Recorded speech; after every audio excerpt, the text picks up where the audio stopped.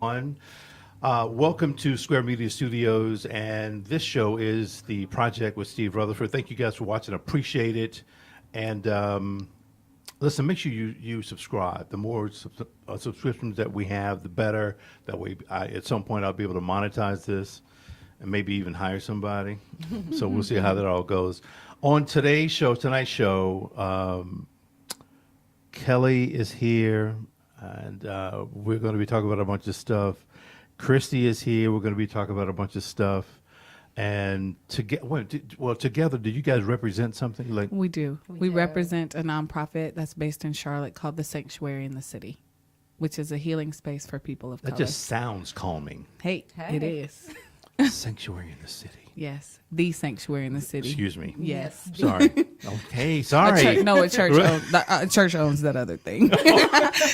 A church owns that other thing. The Sanctuary in the City. Yes. Okay, as long as we get that straight. So, how you ladies been doing? Good. We're actually, the two of us are just back from Jamaica. It's I only been was less just going to than a ask week. you about that. So when I tried to reach out to you, I'm like, damn, I didn't hear back. I'm like, what's going on? So tell me about Jamaica. How was it?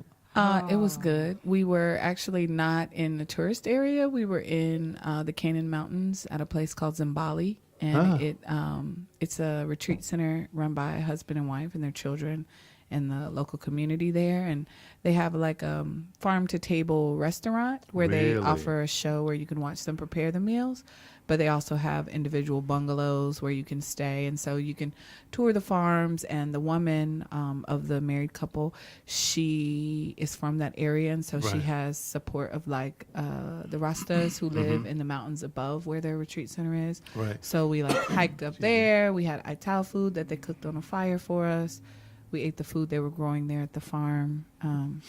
Participated in all their activities and went to the beach. And it was a group of 9 of us. I was leading, and so I had 8 participants, women of color only. So this was your retreat? It was. Wow. Good for you. And so women of color only, and we just leaned into each other, and we laughed and danced and laid on the beach and ate good food and talked and cried and hugged each other. So what was the purpose of the retreat? Exactly that, to laugh and cry and hug one another. And relax. Okay, who was it for? It was for women of color only. Yeah, it was fun. But I mean, okay, well, I guess what I'm getting to is was it for people who teach this? No.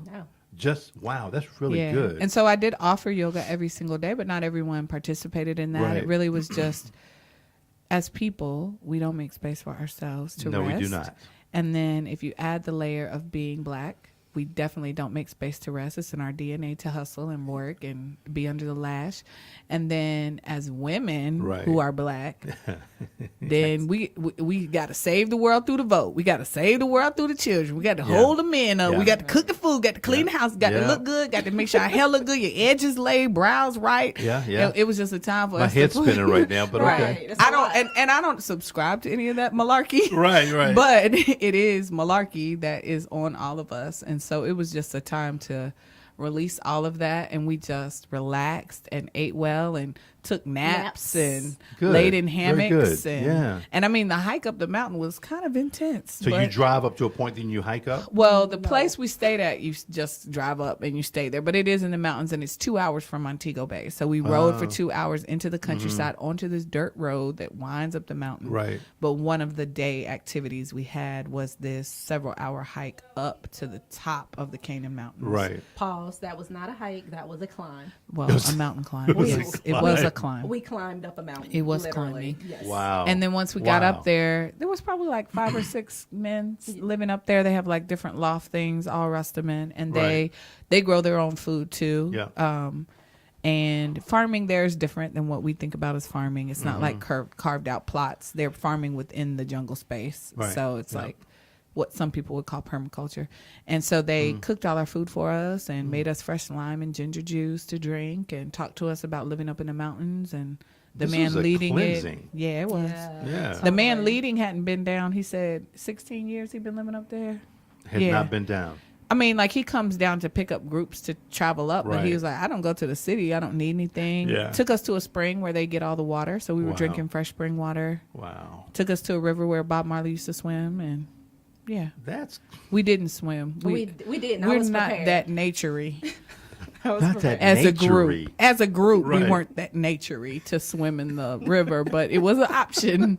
And I would say to anybody, like, for the value, it was an amazing experience. Right. They took really good care of you. I up mean, how do there. you find out about that? Somebody just space? told me about it, Okay. but there were, the whole time while we were there were people arriving who were just coming for the dinner experience that were Okay. staying in the city, Right. and they didn't realize that they could have stayed there. Right. But it's not for everyone because you literally are in these little bungalows Right. and it's very rustic, and there's Is it like a hostel, maybe? no. They Okay. were your own bungalows, Right. but it was just like, it's a working farm. So they got a donkey that be braying, and they got Yep. roosters that be cuckooing, All and dogs time be super howling, nice. and Right. babies running around. Yeah. Oh my gosh. But it was very, it was very the roosters. relaxing. It sounds The like you had an roosters were experience. the roosters were a lot. They were throwing rocks at their own roosters, so That's they what I'm roosters talking to shut about. up. I like So, it already. it's not like it's not a bougie. Sometimes Right, black people, we right. like to go and be in the lap of luxury, which Oh, is yeah. our ancestors went through a lot. We should do that. Yeah. And also, this was really about connecting with the land. Mm-hmm. And they toured us on the farm. They told us everything that grew, and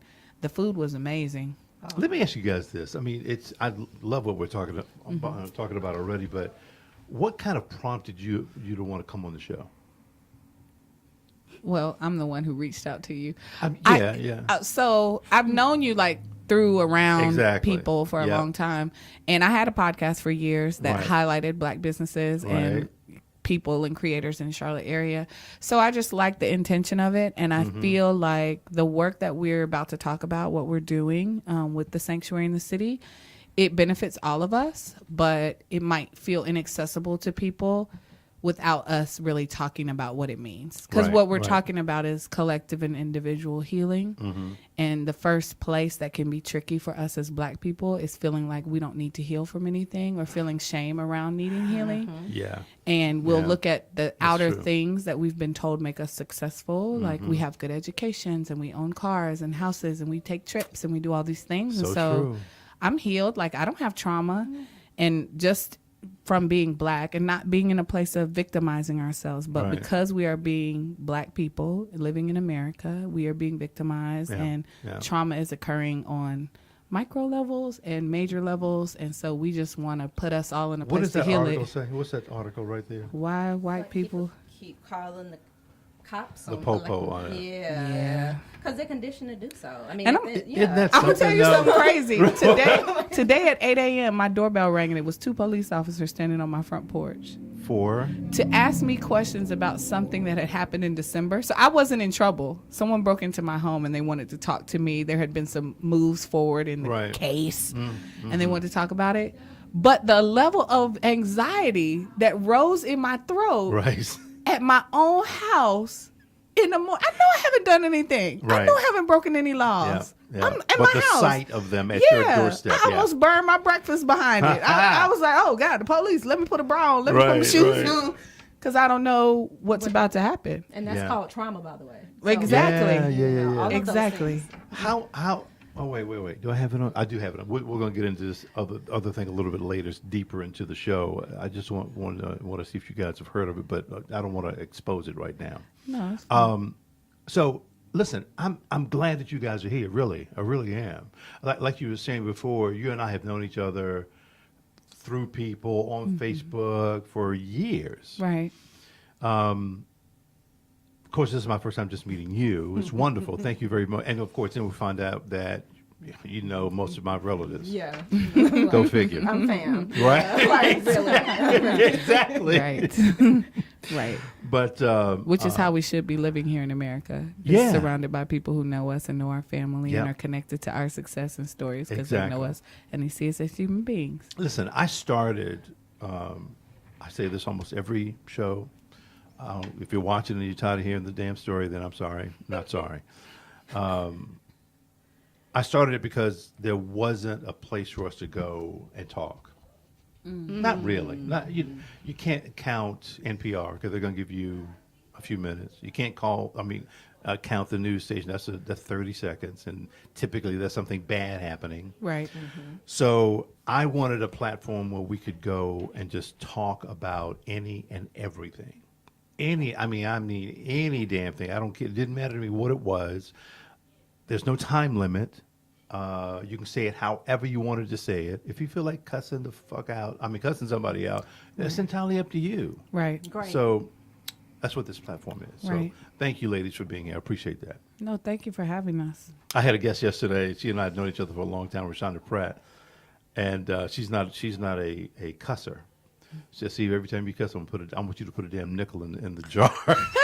How much? What'd you get up to? Oh, it's like $5. Oh, Right? I'm like, you got gas money. right.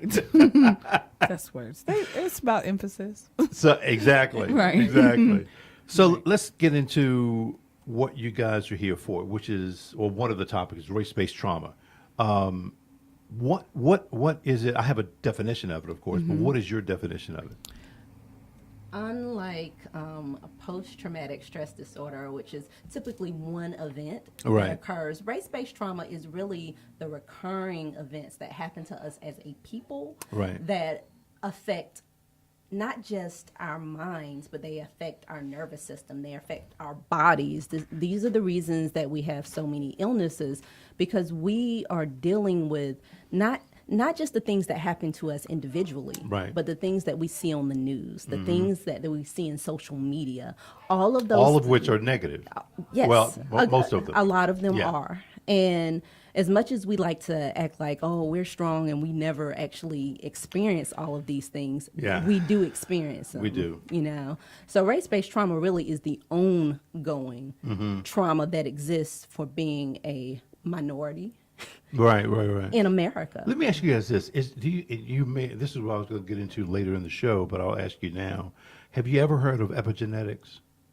I have heard of epigenetics, but familiarize me. The word is familiar to me. Like Bruce Lipton, epigenetics. And, Let me just yeah. say it like this. That shit is deep as hell. Right. Right. To be honest, I've got the guy Eli Davis is coming back on the show. He was on the show before, and part of the show with him, he just talked about this part of it. When we started explaining it, I'm like, brother, stop for a second. You're going so deep on me, I don't even quite get it. I said, Right. come back up. But it's really about the trauma that we have experienced since day one, and it has continued through today. Right. So it's kind of what you're talking about, and epigenetics are like this in my view. But we'll talk about it. They are very connected because our work, and I'm sure there are a lot of people doing work around race-based traumatic stress injury, but the person or people who informed our knowledge that we wanted to do this Right. were Dr. Joy DeGruy. She has a book Okay. called Post-Traumatic Slave Syndrome. And then Dr. Gail Parker, who is a yoga therapist based out of Detroit. Right. And she's come to Charlotte several times. I took a workshop from her at the Black Yoga Teacher Alliance conference 2 years ago. But she's a respected therapist Right. and has been working in her field. I mean, she's very beautiful, and she's also old enough to be my mother, I know. And she's decided to focus her work on that and the ways in which yoga is one healing modality Sure, to help sure. us navigate it, because it's not actually our work to end white supremacy. That's the work of white people. Yeah. But the healing that we need and our ability to thrive rests in the decisions we make about how we nourish ourselves, how we move ourselves, Right. what types of things we surround ourselves with. And so Christy and I sat down over 2 years ago Right. to talk about the fact that we both teach yoga and believe in yoga as a healing modality in our own lives, and have seen how it helps other people, Okay. not just in a physical way, like heals like real pain and trauma for people, but also realizing that the city, the New South city that we live in of Charlotte, North Carolina, is not this progressive racial place that people like to paint it to be. Right. And in our particular field of yoga, it's very segregated. Okay. And so there's a necessity for spaces that are exclusively for us to do our healing. Everyone has healing to do. Oh, Yes. sure. And Yeah. that notion that this trauma has been happening to us since we came is true. Uh-huh. It's also been happening to white people. They are also traumatized. That's Yeah. the only way they can overlook other people's humanity and call the police on them or shoot them without thinking about it. Like, Right. that's the only way. However, those two healings can't happen the same place, especially because for the most part, white Americans are miseducated about their own history. They don't even know. Yeah. So when you say to them, like, it's in your DNA to be dehumanizing towards Right. us, they take it very personally because they feel like as a person you're saying they're bad, when in reality what we're saying is historically Yeah. Yeah. every single thing in my DNA says that I cannot trust anything about you Right. for my healing, for my protection, for my safety. That's historical. That's Right. not like false fear. Right. That's Which factual is what information. white people have of black people. There's a Yeah. false fear that we're dangerous and killers. And I'm like, no, if that was the case, America wouldn't even exist. Brown and Right. black people would have ended populations centuries Right. ago. The reality, though, is we have and continue to receive harm through white supremacy.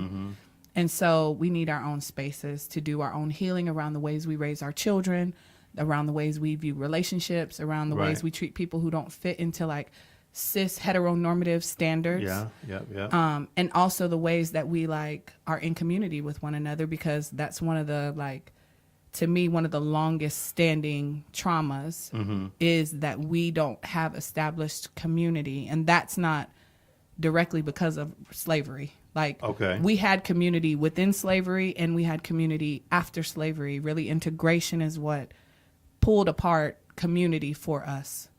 And that was intentional because Exactly. that was economics, you know. Yeah. Yeah. Yeah. Yeah. Yeah. But okay. So integration is Yeah. really kind of screwed And it and up. so I'm saying that to also to say that what Dr. Parker talks about and what we lean into is the fact that past, present, and future are all connected. Right. But the only thing that we're manipulating or maneuvering is the present. Yeah. So if we're presently engaged in our healing, we are healing what will happen, what could happen. We are also releasing and healing what has happened. Right. And so, right, like, right. the best example that I can give for people is around abuse. People view abuse as different things. However, if you're a person who's currently in an abusive relationship because you watched your mother and grandmother and whoever else be in abusive relationships, Right. but you're raising children, if you say to yourself, I'm leaving this situation. I'm done with it. I'm going to go to therapy. I'm going to heal myself. I'm going to release whatever pain, trauma, da da da da da. Right. It completely heals what your children know as normal. Okay. Yeah. Staying in an abusive relationship does not seem normal to them. It seems counterintuitive, and they will thus heal those places for themselves because they watched you do it. Exactly. Also, though, any relative, your mother who also went through it and watches you leave, you're healing a thing for her. So you're ripping off a layer Yes. from them. Okay. Got You're it. healing a thing for her. Right. And then that goes back and back and back. And so Dr. Gail Parker talks about healing everything 7 generations forward and 7 generations back. 7 generations takes us to pre-slavery. Right. And so, like, Yeah. not to be like crazy metaphysical on your show, but our generation, like, I was born in 1980. I'm the first generation in my family not to be born under legalized segregation. Ain't that some shit? Exactly. So I have a divine responsibility. I have a divine responsibility. My mom was born in 1953. Right. She is the youngest of all her siblings, but like my cousins and I, my first cousins Yeah. and I, we're the first ones not born. We're the first ones that could go to school anywhere, live anywhere, work Right, anywhere, right, do right. anything. But what we've been told to do is abandon community, Yeah.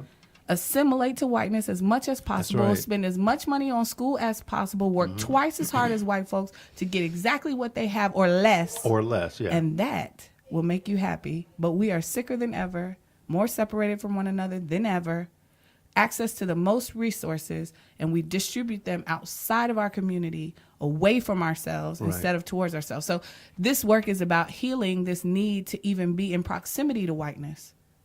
Right. And like return to what is ours from 7 generations ago, which is Sure. living in community, Yeah. treating children with respect, treating women with respect, respecting people that fit outside of what we've been told men and women should be like and how Yeah. they should live. Like, there's so many things that we need to heal. as a community, Right. and that's our work Right. through yoga. I know it sounds crazy, but we're doing it. You know something? No. It doesn't sound crazy at all. It sounds like a lot of work, though.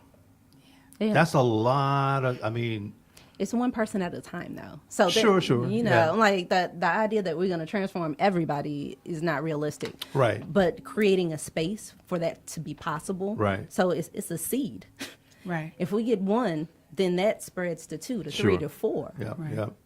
And every person has a responsibility. Right. And so, like, what you do with this opportunity that you have, this life of yours, I'm in no judgment if a person says they never want to participate in anything that we offer from the Right. sanctuary. That's happened already. And also, it was too much. people don't want to admit they need healing. I got a PhD. I got a $500,000 house. I could buy any car I want. I could travel anywhere I want. I'm So I'm fine. good. I'm good. Yeah. Yet I'm miserable. Yeah. Because I'm chasing a model where the people that we're imitating are miserable. Yeah. You know? But are a lot of them miserable and don't know it? Of course. Of course. Because Yeah. we've normalized misery. Yeah. That's true. We've That's normalized working a 40-hour work week, Yep. hating what you do every minute. So you could maybe It's have true. 2 weeks of vacation where you still check That's your right. email the whole true. time Every you're single gone. day. Yeah. Where you don't spend any time with your children, you don't really know your partner or your spouse, and you have separated yourself from the people who actually see you. Like this notion of living in a neighborhood Right. where you're the only black person. I see so many people proud of that, and I'm like, this Yeah. is a problem. Yeah. Because when they go down, when they go down at nighttime, Oh yeah. and they got their pitchforks or their Yeah. tiki torches or whatever, Whatever you want to call it. whatever they decide to have, Mm-hmm. the first time your black child gets in a fight with one of them white kids in the Mm-hmm. neighborhood, this ain't gonna be something to be proud of. This is gonna be dangerous for you. That's exactly right. And we should be living, like in Charlotte, there's a whole movement of people under 40 purchasing homes in black communities because the white people are doing it already. Yeah. They're Yeah. gentrifiers though, but that group calls themselves re-gentrifiers. But the Okay. conversations that you'll see on threads on social media where these younger black people, and some of them are my friends, so they're in their mid-30s, some Right. have children, some are newly married, they're like in those spaces. There are people our same age who are like, nah, Right. I can afford a $300,000 house. I'm going to buy a $300,000 house Yeah. in Ballantyne away from every single person I know. Instead of us leaning into these communities, Right. Washington Heights, all down Beatties Ford Corridor, Yep. Hidden Valley, which is where I live. Like, Okay. there are all these communities that, when I tell you, they are coming for these properties. So we should be living there. But instead, what are we doing? Buying a brand new build from, That's right. builder XYZ. That's right. And a house that's going to fall apart in a little bit in a neighborhood where nobody even sees you. So if your baby go missing, they don't even know your baby name. Like, we got to lean away from that. And people Let me don't ask you want this to though. do it. I mean, is there anybody on city council, county council that even remotely care about any of this?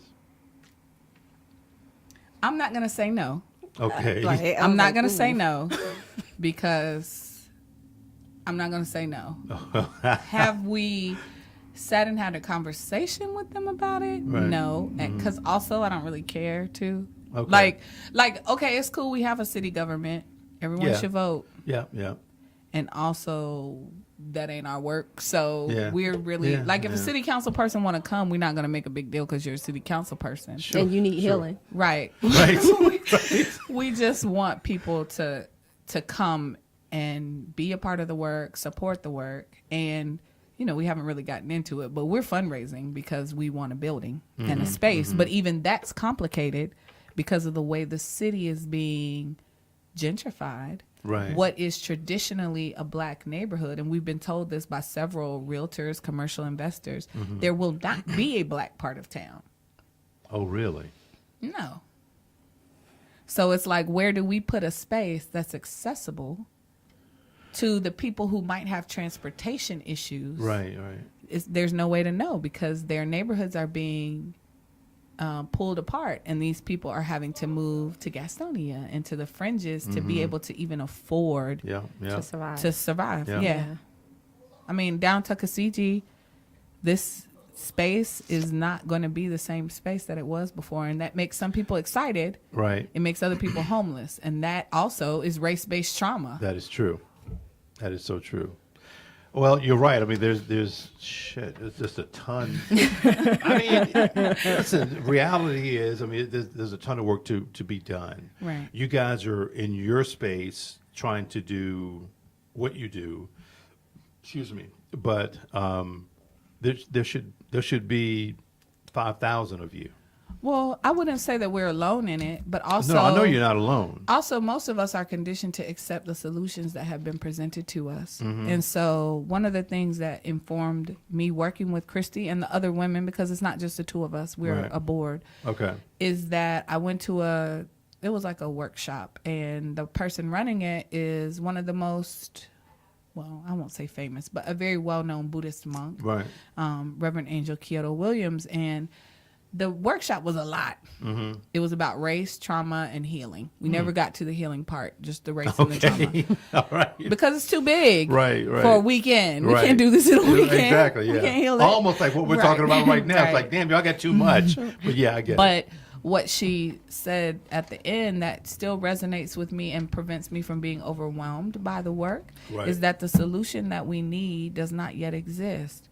So it's going to take groups of us in different ways, because we all have different access points to this work. Right. It's going to take groups of us approaching it in a way that is on the outside. Yeah. It's like this show. Yeah, exactly. Coming from the outside of the space and making holes, she calls them 1,000 tiny cuts, Okay. Yeah. until we get Yeah. to the work of it. And Yeah. so like that always sticks with me. And like we talk about it, we joke about it all the time. But I mean, our martyr, our patron saint of the sanctuary in the city is Araminta Ross, Harriet Tubman, Ah, because okay. what she set out to do is pretty impossible. Yeah. And I mean, she couldn't save everyone. No. A lot of no. people would not go. Yeah. No, that's true. Yeah. That's true. They Yeah. were so programmed. But Exactly. yeah, you're right. Yeah. And so in that way, like Christy said, if we do this for 10 years and 100 people come back and say, yeah, it was amazing, it completely changed my life, and 1,000 others say it didn't matter to me at all, I Right. won't care about it. It'll be the 100 people.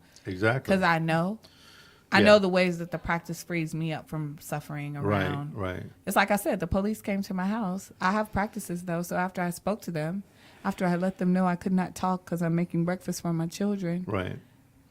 I did my breathing work. I went and laid in a restorative posture while breakfast cooked, and I let that thing go. Because, like she said, that trauma of like not knowing what might happen. I'm here alone with my children, Right. and the police are at my house. Yeah. Let me prepare myself that I might have to go outside or be outside or be separated from them. Texting someone to say like, "You around? Right. The police are here. Yeah. You around?" Right. Yeah. In case someone has to come and get my children, that is trauma. Wow. But yeah, you're right. In a different neighborhood in Ballantyne, the police knock on the white lady's door. She's not thinking, let me make sure that like everything's good in for case us, I have to. yeah, for get in us, the car. it is different. Right. There's no Yeah. question about that. Absolutely no question about that. Right. It's very different, Right. unfortunately. Yeah. I before you guys got here, like I was saying before, I did some research, I guess, and found this information from a Dr. Bob Carter. Calling him Bob like I know him. I was like, maybe that is your homie. Yeah, Bob Carter and I. But this full definition here is exactly what you have already said, which is pretty amazing. I was going to read it. There's no sense in me reading it, Right. because it's again you've already said it. But I wanted to kind of expound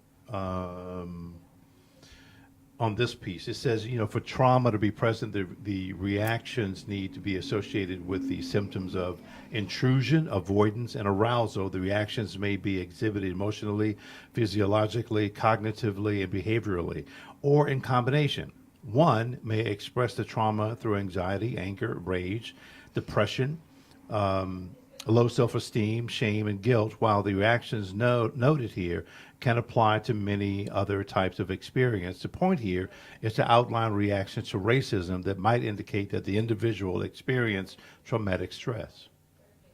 Y'all do a lot. Damn. Well, trying to convince somebody Yeah. actually is probably the hardest part, because we are a very proud people and we have survived an amazing amount of things. We have overcome a tremendous amount. There's no question. But that doesn't mean we weren't affected by it. Right. You right, know, right. Yep. so that I think that is one of the biggest hurdles, because the shame and the guilt Yeah. of saying that this affects me, Yeah. when we are taught to be the strong survivors. I know. No, you're right. You're right. Is the cell, Yeah. you know? But that's why the safe space piece of it is so important, Mm-hmm. and us having our own places, because if it's a combined environment, then you just get triggered all Right. over again. Well, let me ask you guys this though: I mean, there are, as you well know, there are policies and laws in place, and they're in place to make sure that we are basically slowed up or not. We can't get but so high. Mm-hmm. I mean, how do we deal with that? Well, we evaluate what high means. You see? Yeah. Like this notion of success, Right. it causes suffering for all of us.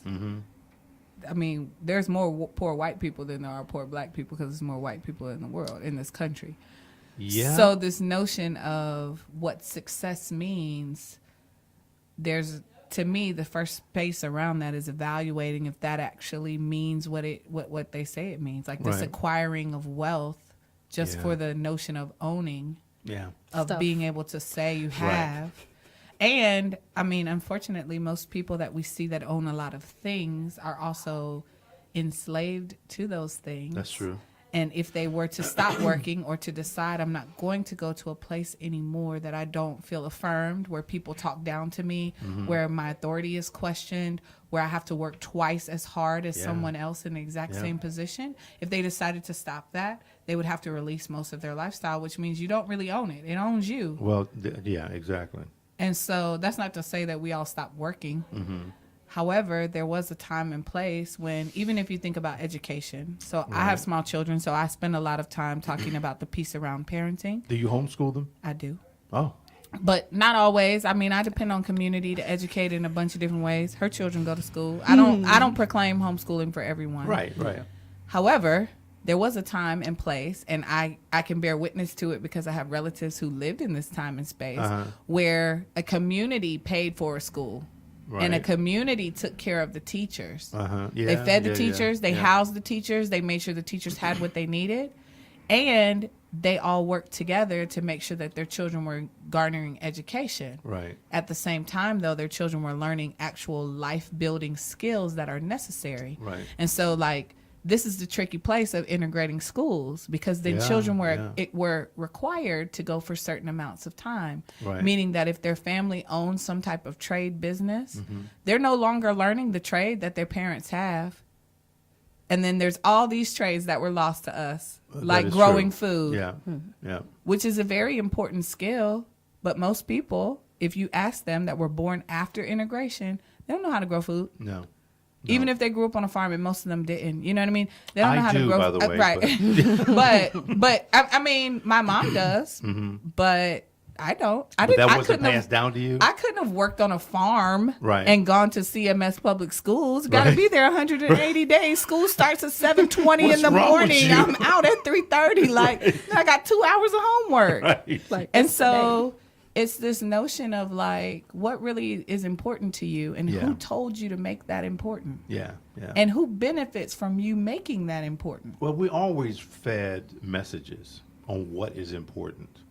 Right. And it's sometimes I think but it is difficult to separate some of these things out because they're constantly coming at us. Right. Do this, buy that. This is the thing for you. This is what you should have. This will make you feel better. Assimilate. Yeah, that too. So we have benefited, and it's also been a detriment to us over the years. Right.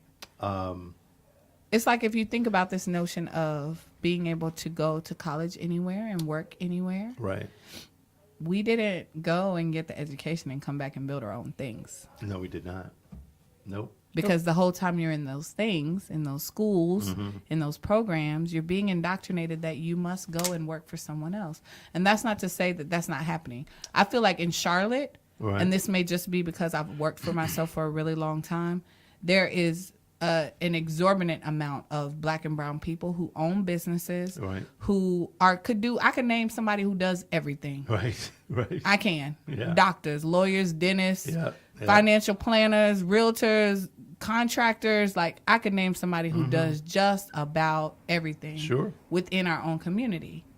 However, they don't make as much money as they could be Right. because we still going to Novant to get a checkup, That's or right. still buying our food at this place instead of this place, You or got it. still living over here instead of over there. And even so in the true. space of yoga, Charlotte and teachers from around the world say it every Mm-hmm. time we bring them here to visit and teach.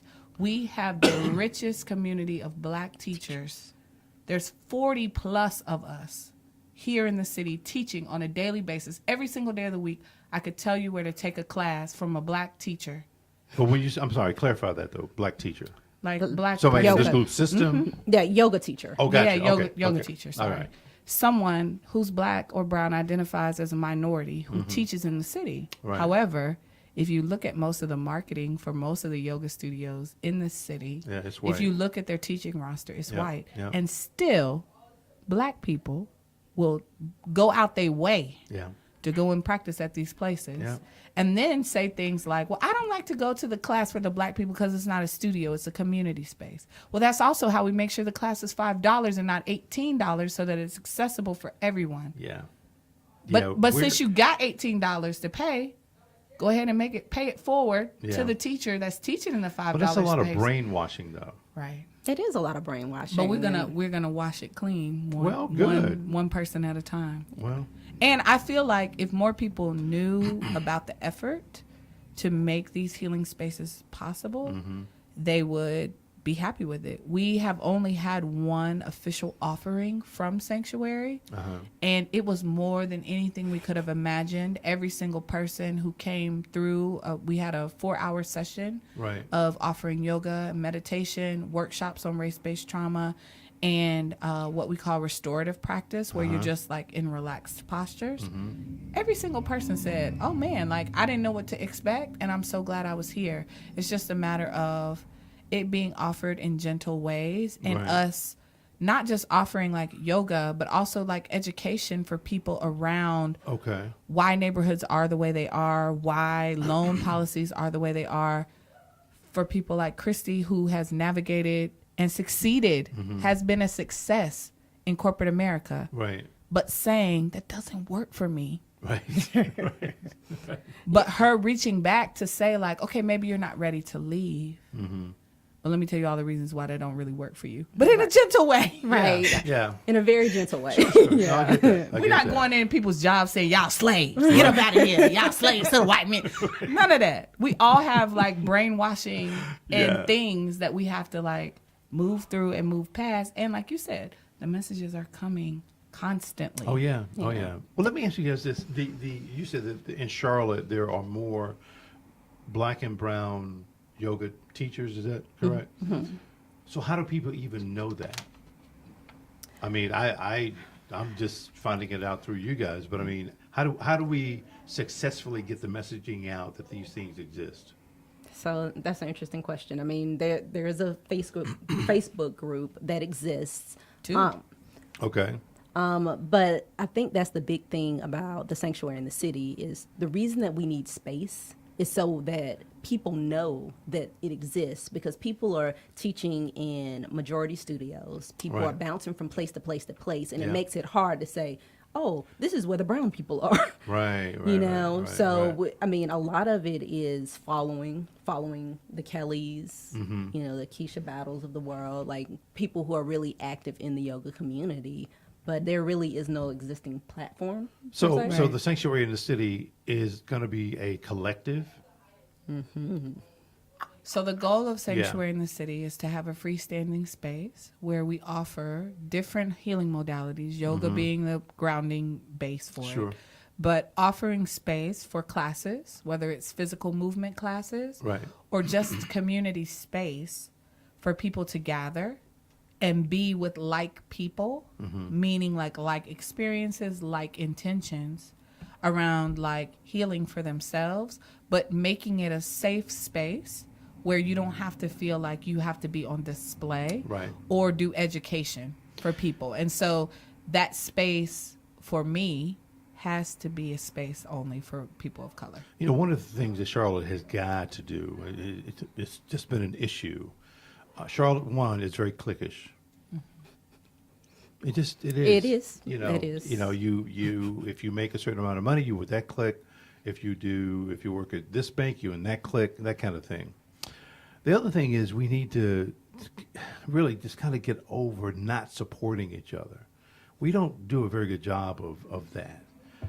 If there's this idea of this collective of yoga teachers, I think is phenomenal, and I can't wait to see it. But in the meantime, you guys need space to make that happen. Yeah. Yes. And so we've been fortunate. The first offering that we had in November, a local daycare center offered their space to us for free because Right. all of our offerings are free.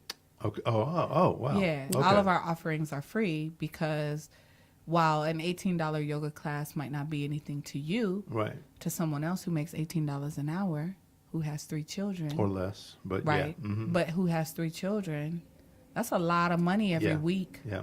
And really, we should be practicing yoga every day. Mm-hmm.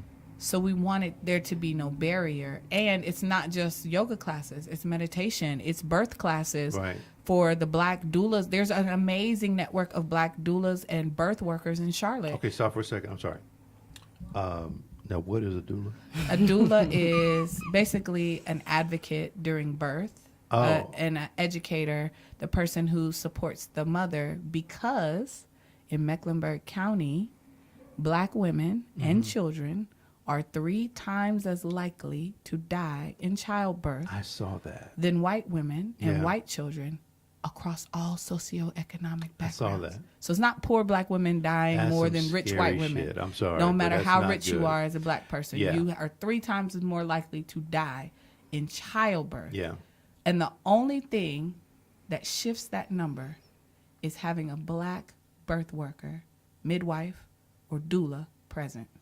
You know Wow. why? Because they see you as a human being. Right, sure. So when you say Yeah. you're in pain, they want to investigate why. They want to Exactly. figure out why your breath and your heart rate and all Yeah, these other yeah. things, instead of this like brainwashing Mm-hmm. that happens that Black women can handle more pain, we're more dramatic, we'll figure it out, she all right, She and all then they right. bleeding to Right, death or right. having a Yeah, heart yeah. attack or a Yeah, stroke yeah, during yeah. childbirth or immediately after. Yeah. So like there's all these great doulas and midwives who don't have a space to offer classes like breath work, Right. because having a baby is stressful. You got children? Mm-hmm. Christy got children. It's stressful. Another person is going to come out of a person.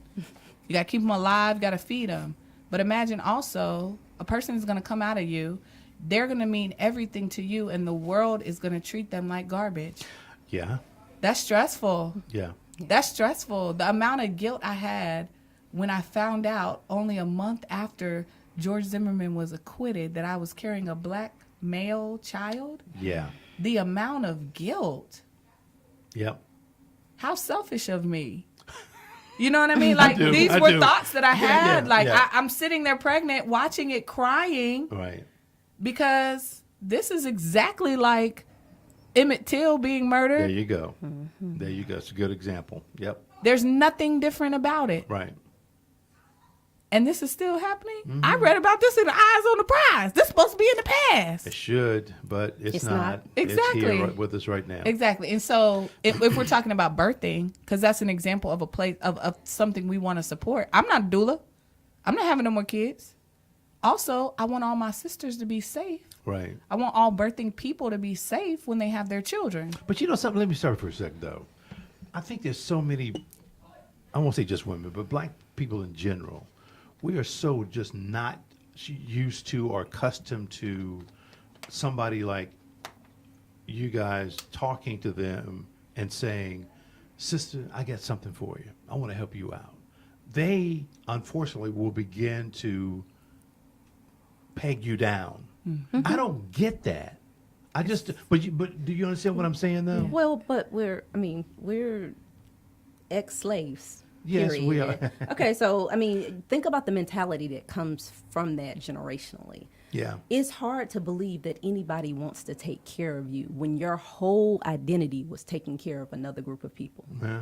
Yeah. You know, the idea of self-care, the idea that somebody wants to come in and say, you need rest. Right. Right. Like that, it's a foreign concept. Right. And that's why they look at you like, oh my God, that seems crazy. Oh, you're falling off the grid. You're not part of the system. Like, no, I'm still in the system whether I want to be or not. Right.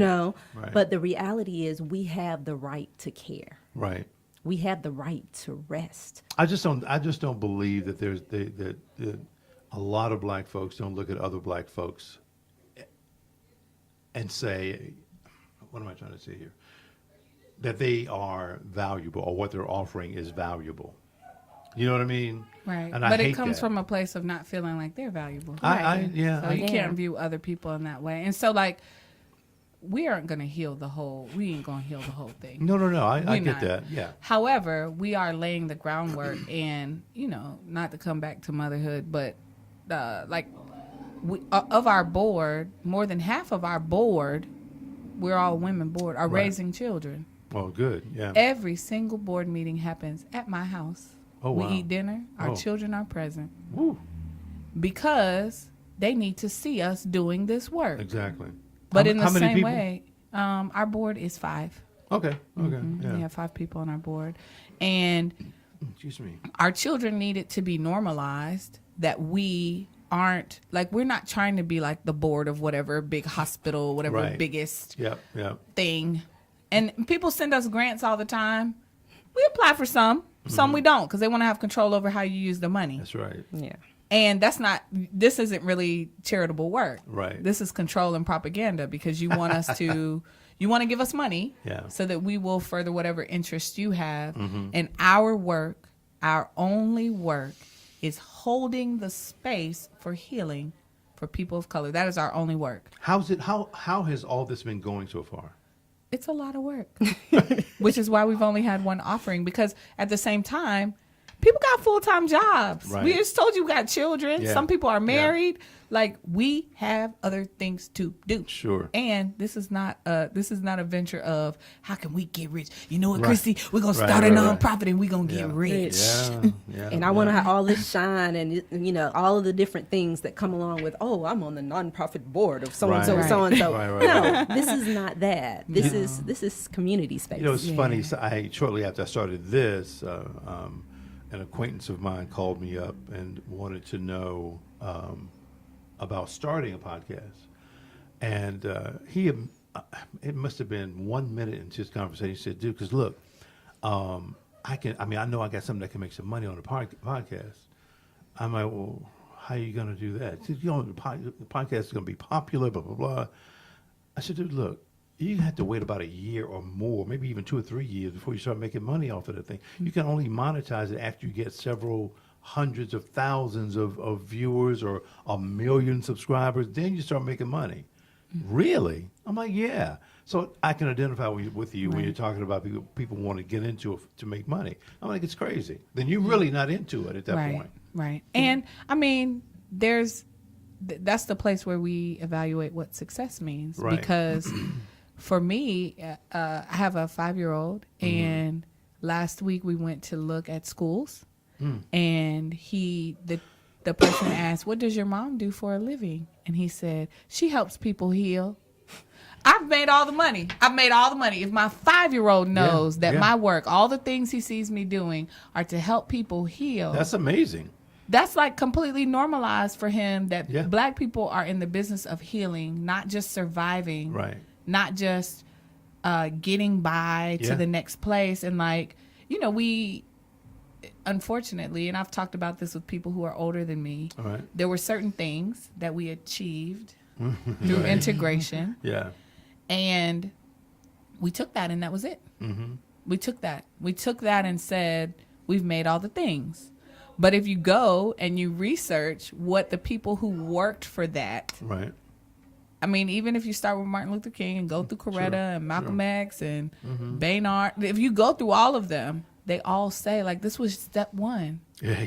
The next step Yeah. was for us to take those resources and create equitable solutions for ourselves. Right. Yeah. And so that's all we're doing here in this healing space is we want our own space so we can learn what we need to learn with equitable resources and availability to, like, teach yoga, to have birth Right. classes, to have classes about real estate, to have classes about financial planning, to have classes about child rearing. Right. Because essentially, most of us, and I'm going to say like 99.9999% of us, carry a lot of trauma around childhood that we don't even realize that we carry. Around childhood. And there are things we normalize around parenting that are trauma based, which the book that I was talking about, the Dr. Joy DeGruy, she has a Right. whole chapter about the ways that we as Black people were raised and the way we raise our children. Where does she live?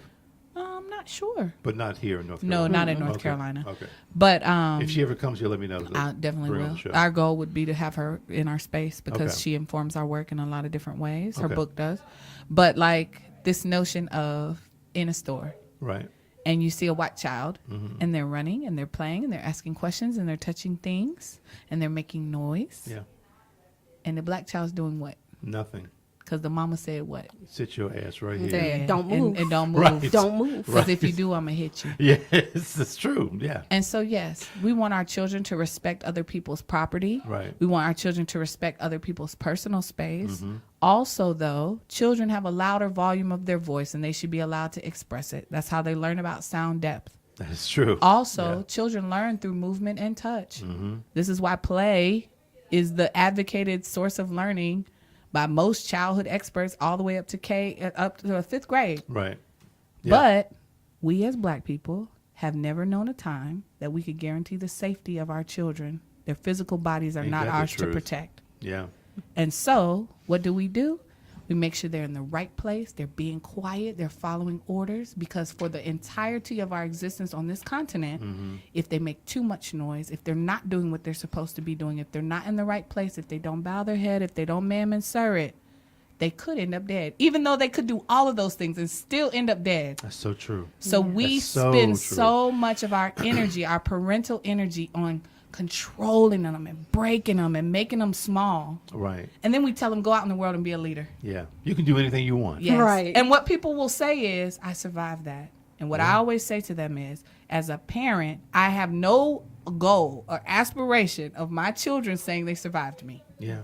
If anything, I want them to be like a Kehinde Wiley. I don't know if you saw his speech when he did the painting. He spoke. Oh, yeah. Yeah, and then yeah, he got down, and then he remembered he didn't thank his mom, and he got up and thanked her for allowing him to paint on the walls, for spending her last money Yeah. on paints and paper and all these things, because now as a painter, Right. there's no greater honor. Yeah. And he's doing what he loves. It's not Yeah. that he made it to success in a thing he hates. Right. He's doing exactly Right. what he loves, Exactly. what he's felt called to do. Yep. But he also recognized he only got to that space because his mother didn't try to break that out of him. She was She open didn't try to enough to- beat it out of him Yep. because she wasn't afraid. Right. But most of us are afraid. We are. That our children are going to be killed by the police. Yeah. Yeah. Yeah. Yeah. That's really it. Yeah. Yeah. They'll be seen as wild. They'll be Yeah. killed by the police and Yeah. they'll go to jail. These are the 3 Black mama fears. And so we do Yeah, all you're the right, things. though. We whoop them, we beat them, we holler at them, we scream at them. And that is all slavery because if we go back 7 generations, we didn't hit our children. We treated them with honor and respect because they, in our belief system, Right. they were the closest thing to the divine. They just came. They Right. just came. They Sure. just Yeah. came. So you would never want to disrespect something so close to the ancestor realm. But our thinking is all crazy about it. And Wow. anytime I post about it, Christy will tell you, they be going off on me. It's fine. There's a lot to break down there because that's to admit that you were harmed by people that you loved. Yeah. True. That were doing what they were taught. Exactly. And how many children are not operating in their true gifts? How many adults are not operating in their true gifts? There's because a lot. They were told that Yeah, you there's can't a do ton of this, people. but this. Right. You know, because this is what society says. This is what's acceptable Right. to the descendants of slave masters. And so Yeah. we're just holding the space for people to receive that information and move forward in an informed, healed way. Right. Because if you sit and you really learn about the history of, for example, child rearing or birthing or Right. community, if you sit and learn it in a safe space where the teacher looks like you and you're surrounded by other people who look like you and you were allowed to bring your children so you didn't need babysitter Yeah. and we provided tea to you and it smells good and it's comfortable in Right. there, Right. you can go home with that information to your $500,000 house or your apartment that costs $600 a month Yeah. and say, my life is not in alignment with what I know to be how I, as a black person, were designed to live. Right. What am I going to do to shift that? And it may just be, today I'm going to breathe. Right. Right. Or rest. Yeah.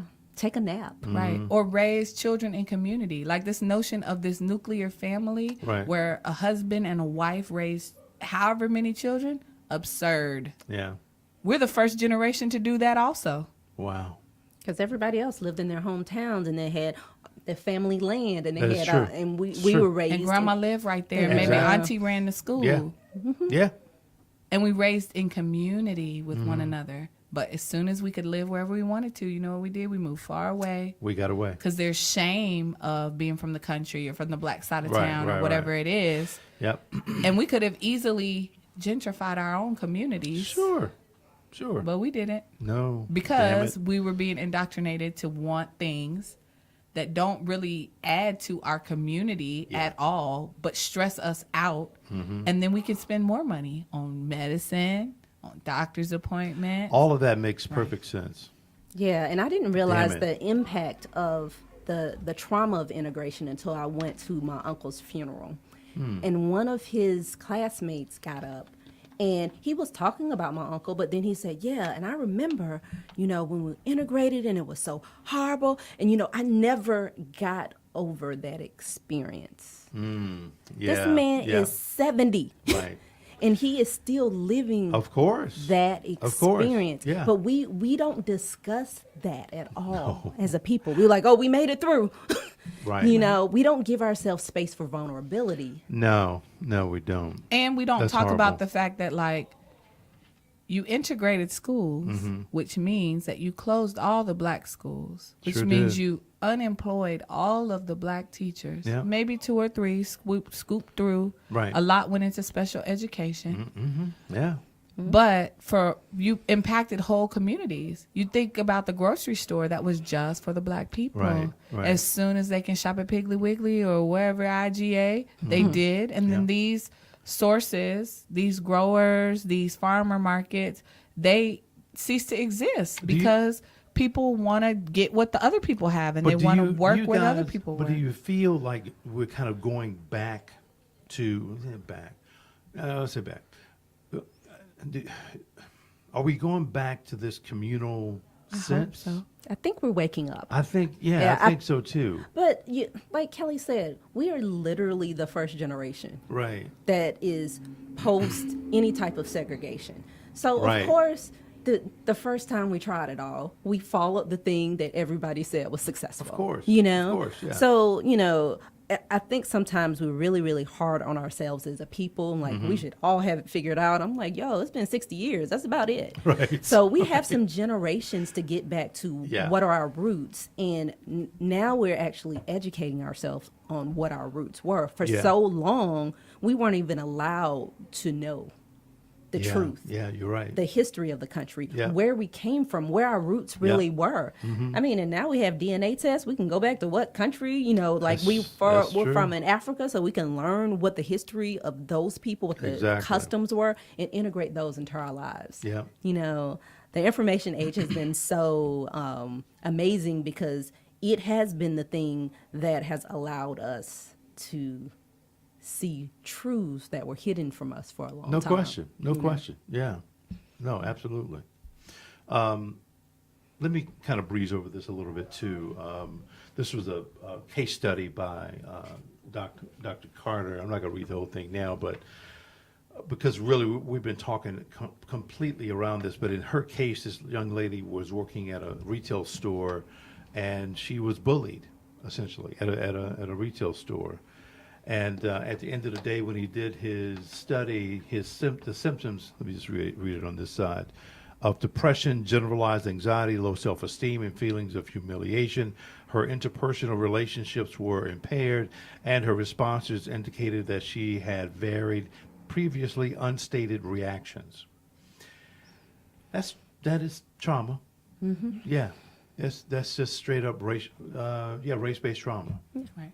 I mean, the notion that you would have to think about your race at all Yeah. before entering a situation, Yeah. that's trauma. Yeah. White Yeah. folks don't think about being white. No. Not at all. No. Unless they come into a space that's all black people. Yep. And then, oh, this is so awkward. Oh my God. Right. And I'm like, what do you know my think? life? Right.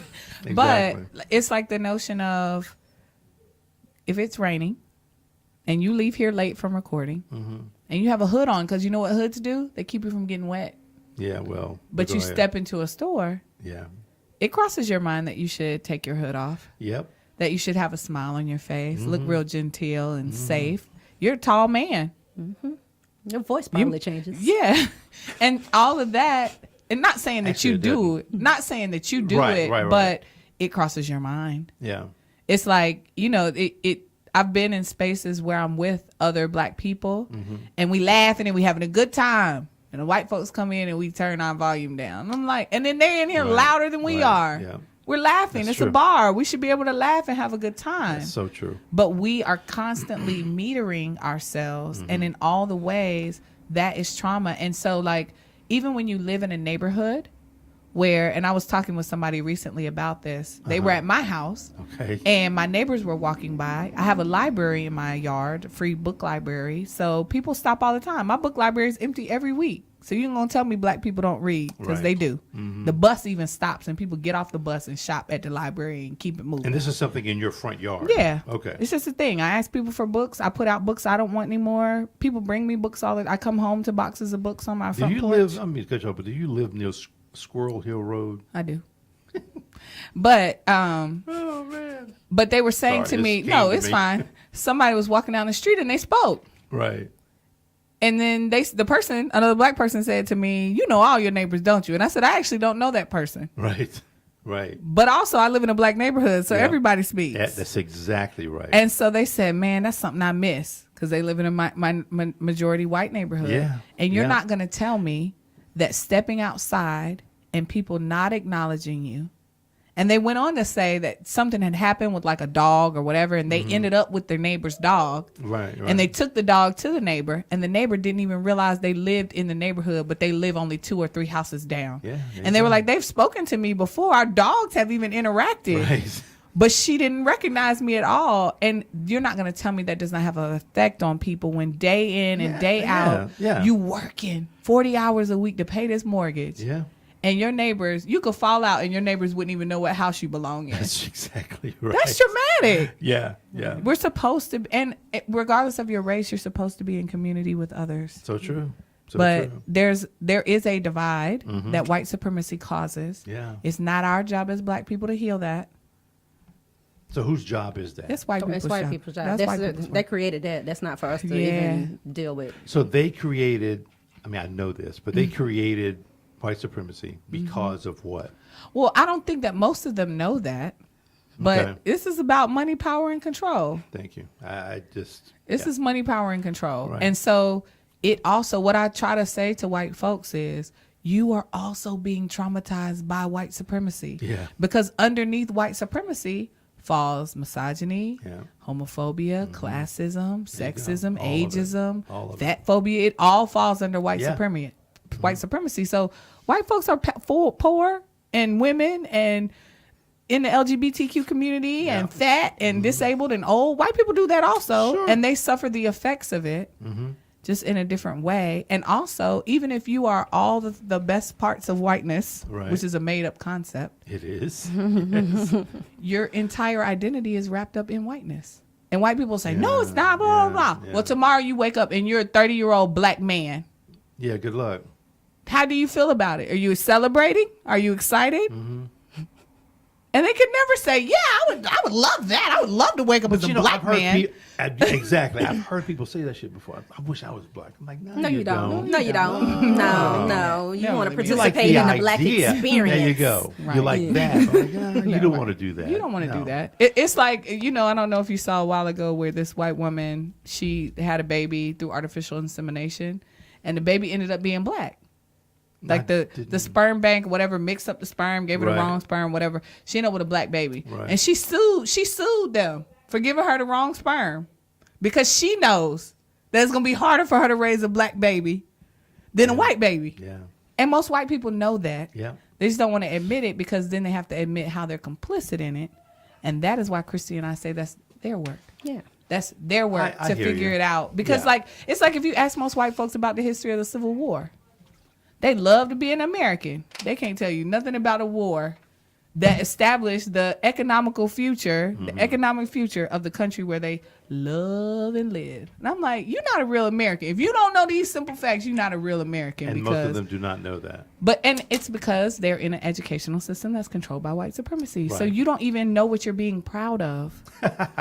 Right. You know? And it's not Right. for me to explain it to you. Because No. we have spent a lot of energy and time over the last 50 years trying to explain to white folks that white supremacy exists. Right.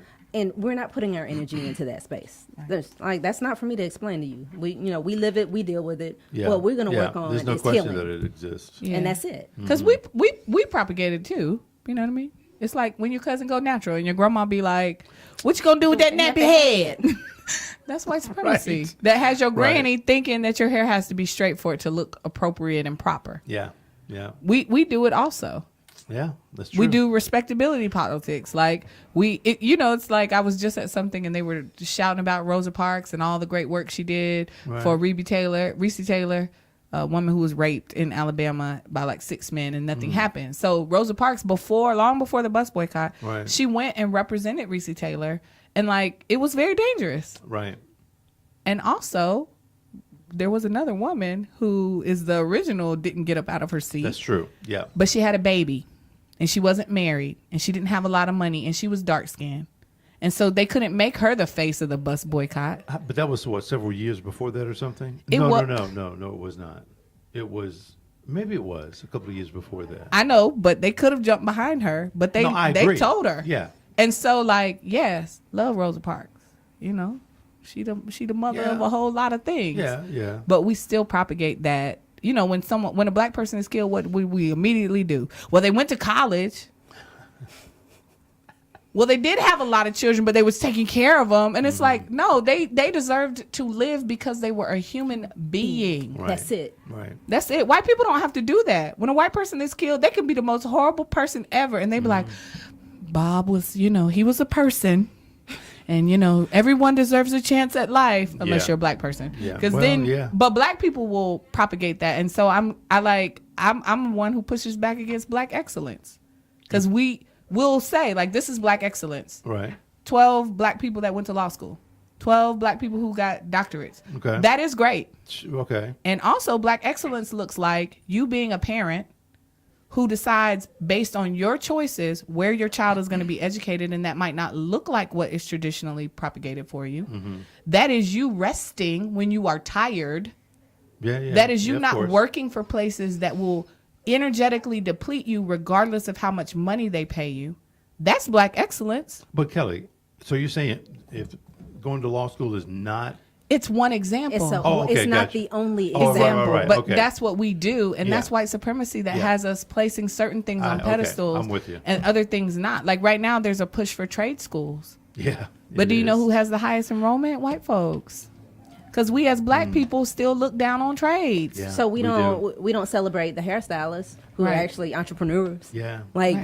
think That's about true. that. And that has been a stable employment opportunity for our people from the beginning. Right, But we right, don't right. have them in a Facebook. Yeah. Right. Yeah. It, Wow. it's like any trade. All right. We look down on it, but it's like, I'm going to tell you who always going to have some money. If we're talking about money, Right. funeral home. Oh, yeah. Black people stay dying. White folks too. They need to be buried and cremated and all of that. Mechanics. For sure. Cars break down. All the time. But we're not telling our children who show an active interest in cars and auto mechanics, you know what? It's okay if you don't take debt, hundreds of thousands of dollars in debt Right, right. to be a whatever, Right. Right. because that makes more money and that looks better. And so, like, pay attention around time for graduating from high school. Who celebrates and who doesn't, and what's celebrated and what isn't, because all of it is black excellence, I heard a regardless of what parent- other pace we go. I'm not talking, but I heard a parent tell their kid about, they were talking about going to college. And the kid said, listen, I just want to go, ironically, I want to go and be a mechanic. They're like, no, you don't want to do that. You want to go to college, get your degree.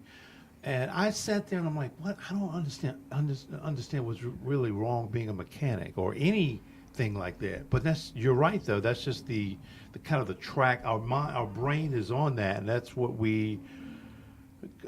But will it's continue. conditioning. It is conditioning. Yeah, Yeah. because it's a lot of money in Right. getting all of those degrees. Right. Which Yeah, is yeah, also right. feeds a system because it shouldn't cost a lot of money for people to get healed.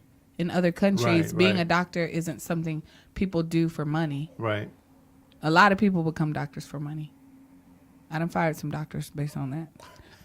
You know what I mean? They're not Yeah, really here to yeah, take yeah. care of people. Right. It makes a lot of money. I grew up watching Cliff does. Huxtable and Felicia Rashad Mm-hmm. be a doctor and a lawyer. Like, oh yeah, that's what you got to do so you can get your brownstone in New York. Yeah. But also, the current model is that also means you're going to be saddled with debt, Right. and then Yeah. you'll work for the rest of your life to pay off that debt and all the other things that you have to acquire that align with your lifestyle. Let me ask you something. What are you proud of in terms of Black excellence? Black people breathing, practicing yoga, drinking water, Okay. Taking a nap. going to therapy. Yeah. I mean, I'm proud of all of it. Don't Yeah. get me wrong. I'm proud of all Yeah, of it. I'm not saying you're gloom and Yeah. doom. I'm not saying that, but I'm just But gonna I'm ask you proud that of like question. simple things, us taking Yeah. care of ourselves, us not beating our children, Yeah. us looking at homeschool as a real option, us Yeah. making schooling co-ops Yeah. as a real option, us reclaiming land. There's huge movements of Yeah. Black farmers. Yeah. Did you know that there have been laws always that prevented us from having control over our own food source? No, but We I'm were not allowed surprised. to grow food. I am not surprised. We were not allowed to grow food. And so then when we start talking about Black people needing to Is eat that a better, federal law? it was. That's okay. But when you talk about Black people needing to eat better, Yeah. how? We never had access to Right. control over our food source. Our food has always either been given to us or we ate scraps of what we grew Yeah. for others. Did you guys see 13th? I couldn't watch it. But you know about Yes, it. yes. I couldn't do it. The thing that got me was Because that imparts trauma on you in some ways. to watch it. You mean? Yeah. Oh, for sure, for sure. Yeah. I was stunned by the numbers, the figures, and the facts that they would put up there, and it just blew me away. I don't know that it traumatized me, Right. But it was for me. It was just amazing to watch. I probably watched the damn thing 2 or 3 times, but and plus that's my background too, Right. putting that kind of thing together. But I just thought it was amazing. Listen, I say this almost every show. I really love this country. I think it's a great country, but it's a dirty fucking country. Sorry, but it is. Yeah. Not I mean, We've you don't done have some to crazy apologize stuff. about Yeah. Yeah, like Yeah. I mean, it's I mean, the history of this country in and of itself, from its inception, Right. has been tragic. Oh yeah. Has been murder of people. Yeah, yeah. Period. yeah. So I'm like, anything from that, I'm like, we have this rose-colored kind of history, It is, isn't it? you know, but that's not the reality of Right. what this country was acquired in a violent way. Yep. People were stolen from their lands to work it. Yeah. You know, enslaved. I mean, that is the reality of the foundation of our Right. country. Yep. You know, so I That's mean, true. There's no way around that piece. Right. Ladies, we're going to move on a little bit. No, that's fine. All right. Yoga. Yoga. Let's talk yoga. It's working out. It's handstands. That's right. You gotta It's get your body exercise. right. It's flexibility and stretching. It's not. Kelly, stop it. So, let me read this little piece. It says, a Hindu spiritual and, what is that? Aesthetic, yeah. Discipline, a part of which, including breath control, simple meditation, and the adoption of specific bodily postures, is widely practiced for health and relaxation. The original context of yoga was spiritual development practices to train the body and mind to self-observe and become aware of their own nature. I don't have to read any more. But I wanted to bring this up.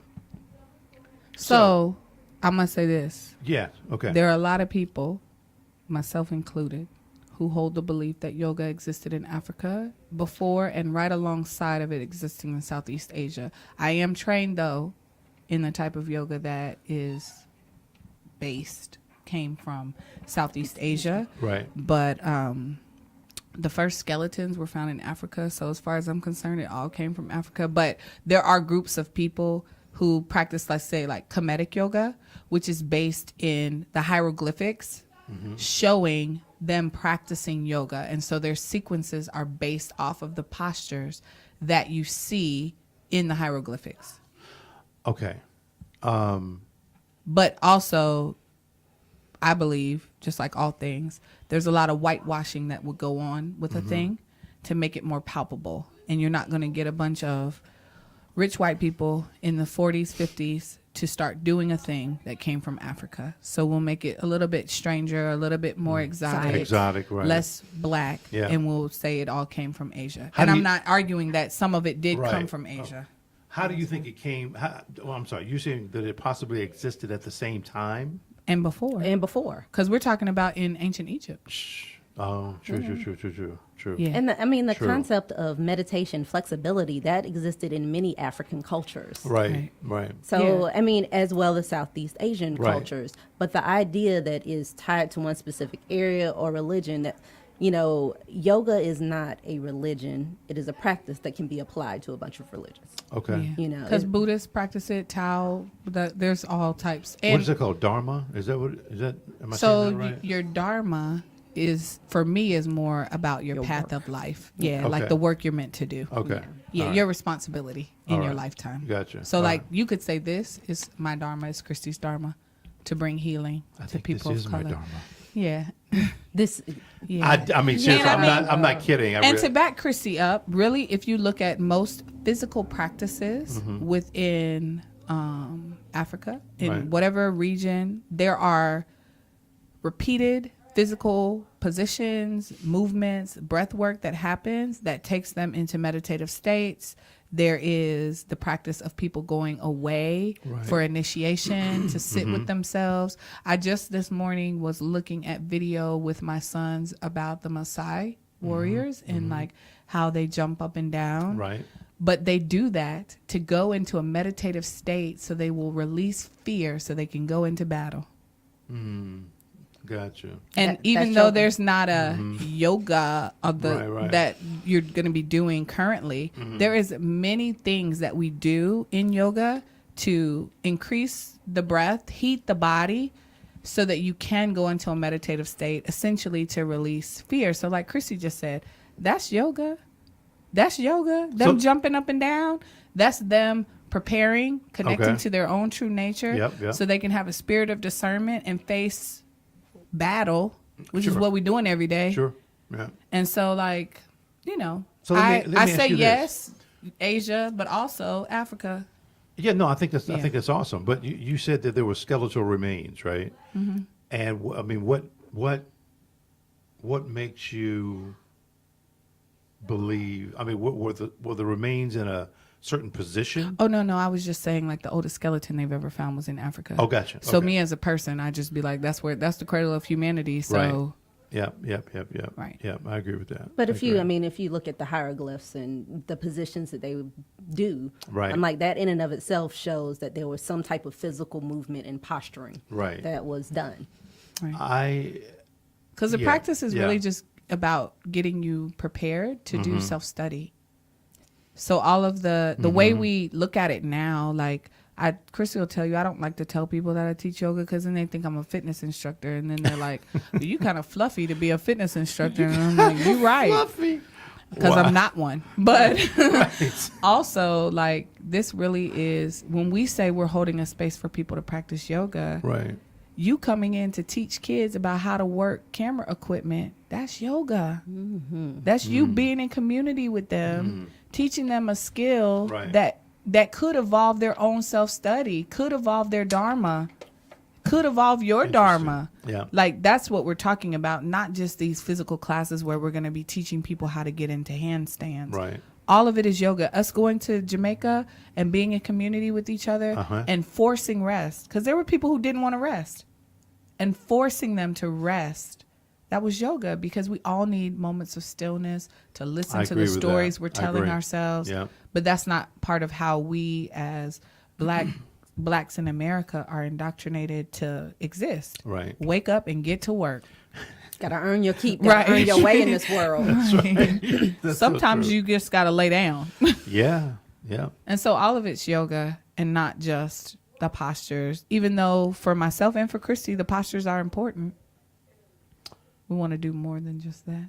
Let me just read this for the sake of reading it, I guess. It says Hinduism is, Hinduism is an Indian religion and dharma, or way of life. Now, let me just stop right there for a second. Actually, to kick off Women's History Month, I had two women from India on the show. And so I said, do you guys practice the Hindu religion? And they said, well, see, first of all, Hindu is not a religion, it's a way of life. And I'm like, oh, thank you for the correction. I appreciate that.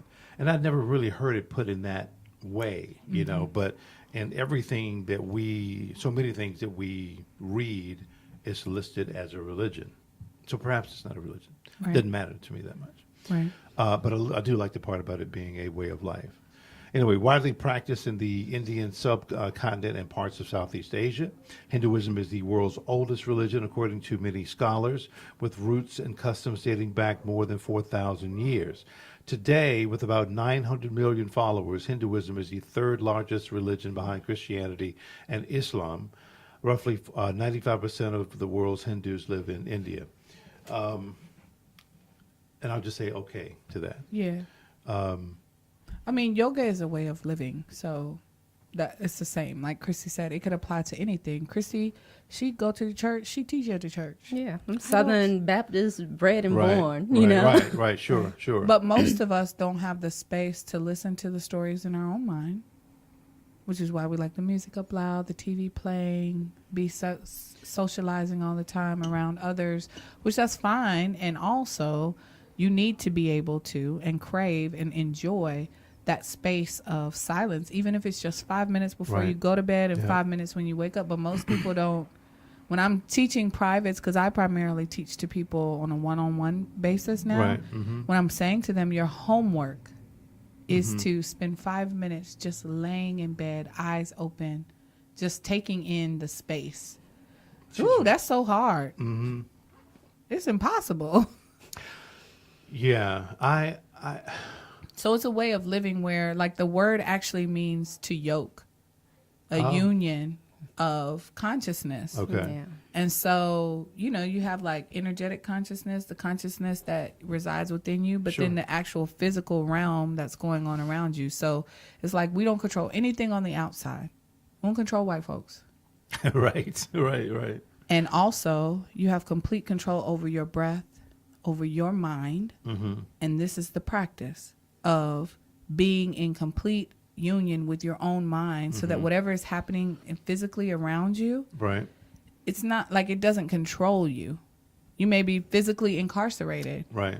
They don't have to have your mind, though. No. I saw some story where a guy said that that same thing. He was physically incarcerated, but his mind was not there. I'm like, that's really awesome. A lot of us are physically incarcerated outside. Oh, no question about that. Right. No question about that. Yeah. Damn, what was I going to ask you? Do you? Shit. Do you find? Oh, this is what it was. What? First of all, the question is, what are your thoughts on self-healing? But let me kind of get into that a little bit. I was I had an accident. Something happened to my foot. It was in a lot of pain, and I went to the doctor. He gave me a bunch of stuff. I'm like, I'm not taking these damn pills, and I didn't take it. Then I saw this thing on TV. It was specifically about self-healing, and this guy was talking about how you can really meditate and think about where the pain is, and just possibly get rid of it. And I'm like, oh, I like that. So I kept looking. And this one lady who was there, she had 4 large, not ulcers, but tumors in her body, 4 or 5. And she went through the whole thing that the guy was telling her. And I think I don't know what time frame, but maybe 6 months, all the tumors were gone. So I started doing the same thing with my foot. I just imagined the bone structure of my foot. I imagined the tendons and the muscles and everything. I imagined myself being right there, but where the pain was. And I'm telling you, when I really begin to think about that, that pain began to go away. I think. I'm like Kelly. Yeah, I can see you smirking a little bit, but I just think it. I mean, I say it all the time, and if you ever meet my children, they'll say it to you. Their minds are the most powerful minds in their own life. Yeah. My mind is the most powerful mind in my own life. That's not to diminish your power. No. But no. I'm responsible for the experience I'm having. Exactly. That's not to say that like I'm drawing pain to me or trauma or people harming me. Right. Because we don't control other people, but we do control ourselves. And so, oftentimes you'll see people call themselves healers. Yeah. Which that's cool. To me, that means they hold space for others to heal. Yeah. Because I could give you all the tools, and if you don't apply them, if you don't believe in them, what was it? It was Right. nothing. I Yeah, didn't fix yeah, it for you. exactly. That's you deciding that you want to fix it. And so, like, we live in a very dynamic experience. Like, there's so many plants that Of heal. course. Yeah, of the course. sun heals, Yeah. air heals, breathing heals, rest heals. And even on a base level, I can guarantee you when you were doing that exercise around your foot, you were being still, weren't you? Oh, absolutely. And that's probably what your foot needed most, was Yeah. for you to sit your tail down. Sit your ass down Right. and stop walking. Right. But Yeah. also, like, your pain, Yeah. your perception of pain is in your mind. And so that's not to say that a thing doesn't hurt. No. And also how you decided to navigate it. I'm sure you were breathing while it was going on. Look, I went into a state. Right. Right. And it felt. It's not like I hadn't been there before because I've done Right. that kind of thing before. But yeah, I went there. I went Right. deep into it, and it worked. So yeah, I believe that we all have the power to heal whatever we want in our own lives. Yeah. And also, there are some things that are happening that we don't control. And I'm always in a space of asking myself, like, what am I supposed to be learning about myself? Right. And like looking at everything that happens as a teacher. And so but that's part of my yoga practice, because that's the way that I live. It's like if right now you'd be like, y'all get your shit and get out of here. Right. Right. I'm going to be like, Christy, that was strange. Yeah. And also, the whole way home, I'm not going to be thinking, what did I do to Steve? I'm going to be thinking, what was I supposed to learn from that? Maybe I shouldn't drive all the way to Gastonia this late out. You know what I mean? I'm going to be doing that again. I'm going to be asking myself lessons around it. Right. And so in that way, you heal yourself from taking personal. Yeah. It's like white supremacy. I don't take it personally. Right. I have a saying. I'd be like, whites go white. They don't know any other way. They've been socialized to be this way. That is so true. And Yeah. some are actively in the process of dismantling their own stuff. Yeah. That ain't my work, though. My Right, work is right. like, oh, I had a baby. I was admitted into the hospital. They didn't want to treat me in the way that I should have been treated. Luckily, I'm surrounded by a community who loves and cares for me. Right. I was fortunate to have a black doctor and black nurses, and thus I am still alive. Right. Right. But then it informs me to say, what was I supposed to learn from that situation? That most of my sisters do not have that same support system. Yeah. They don't know how to advocate for themselves in that way. And they don't have people standing there saying, like, we're not going to let you die. They're going to get you help. And a black doctor who's Yeah. connected to it. So what am I going to do? I'm going to use every resource I have, a nonprofit that I create, to make sure that other black people giving birth are fully educated, have access to people who can advocate for them. Right. And that's what I learned from the situation. Not Yeah, like yeah. white people so dastardly. We Right. already know that. We already know that. They Right, don't even right. know they be being dastardly. Right, right. We don't. That's not for me to dismantle or Exactly. pull apart. It's not for me to go back to the hospital and be like, you know what, intake nurse. That's not my work. She's Right. still up there nursing, I'm sure. Yeah. You know? Yeah. But I can make sure that every black person giving birth has had access to this wealth of birth workers. Right. There's a whole birth workers nonprofit to give free and sliding scale doula support to black people because it's so essential to our survival in the birth. But the number one thing that the person who leads that for Meta Darling, she needs space. Yep. Space costs money. Yeah. She's doing it for free and sliding scale. Yeah. Yeah. But if you have a building, and there's plenty of black people who own buildings, Really? If we were, well, I'm just saying, I'm just saying. if we were living truly in community, Where's that? if we were living truly in Is that community, she wouldn't need a space. Space would be offered to her readily. Right. I agree with that. So, but it's also a matter of we don't live in community. So some No. people don't No. even know the work that she's doing. And Right. unless you were giving birth, you wouldn't know. Or even you might give birth and still not know. And so we are holding space Right. for all the healing to occur. It's like some people never heard of redlining. Redlining. Oh, really? Yeah.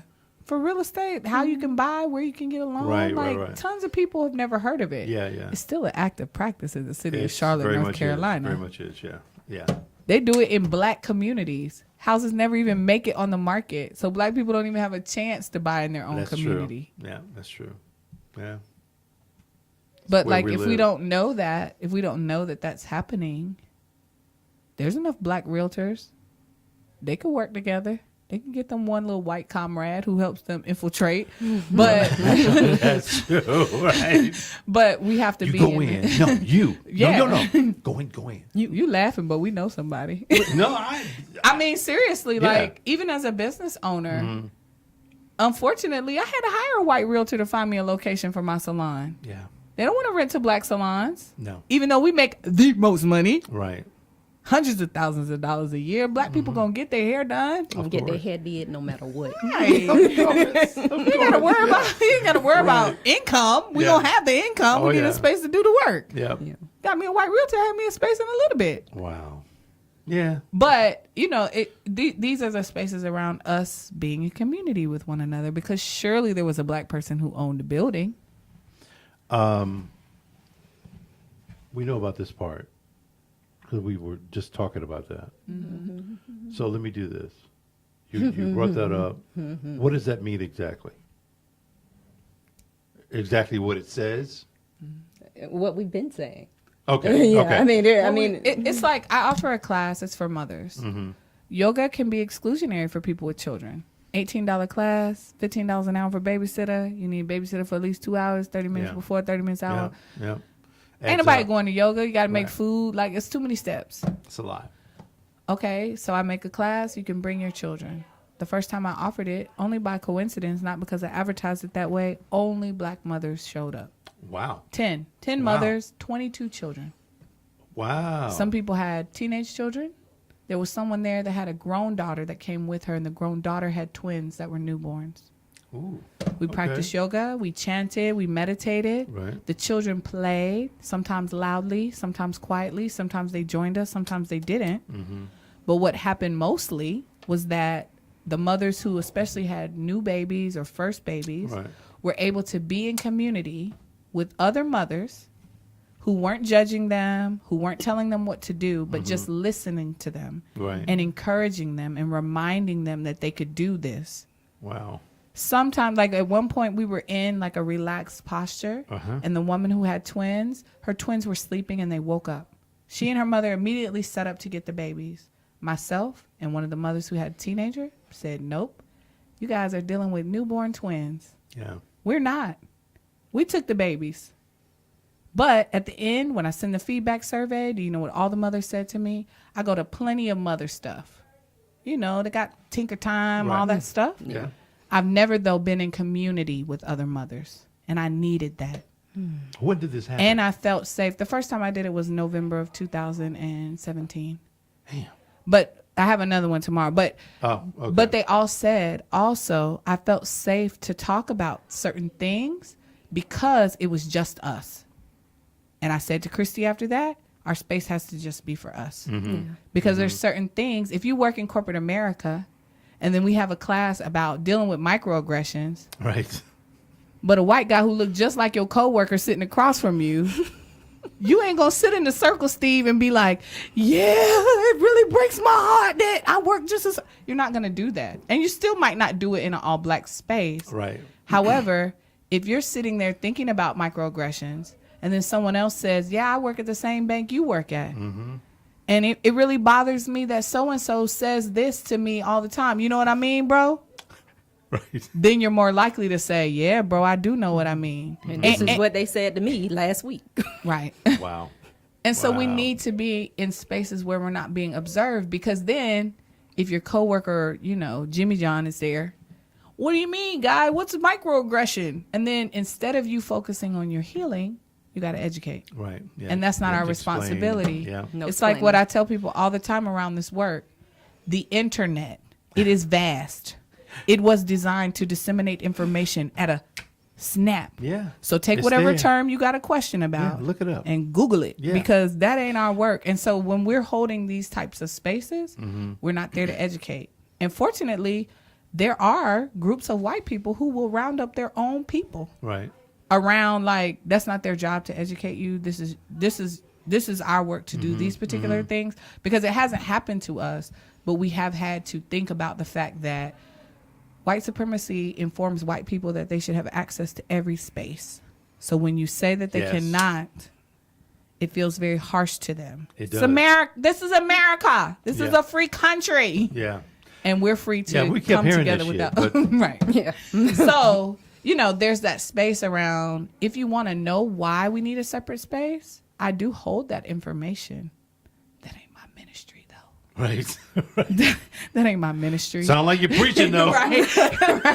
That ain't my ministry. Right. And so my ministry is to hold the Safe space, space. for people Gotcha. of color. Yeah. And so we stick to that work. We've Yeah. been offered space. But what they want us to have a class for white folks. Nope.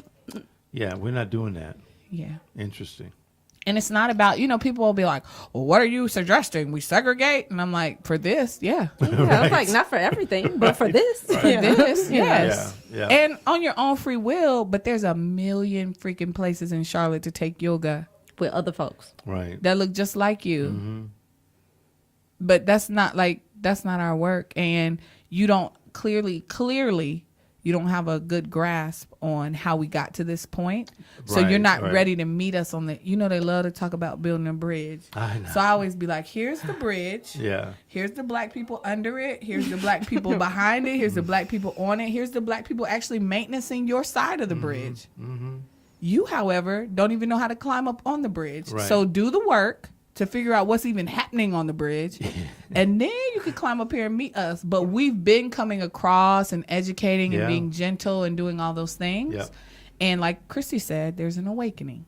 Yeah, I do feel that. And so in that awakening, we're beginning as people to be very clear about what our work is and how our energy should be used. And for me personally, my energy is not in educating white people on the history, effects, or side effects of white supremacy. There's a lot of people doing that work. Right.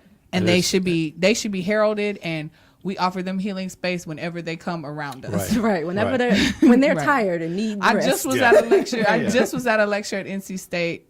A powerfully intelligent author speaking at the school Right. to the children.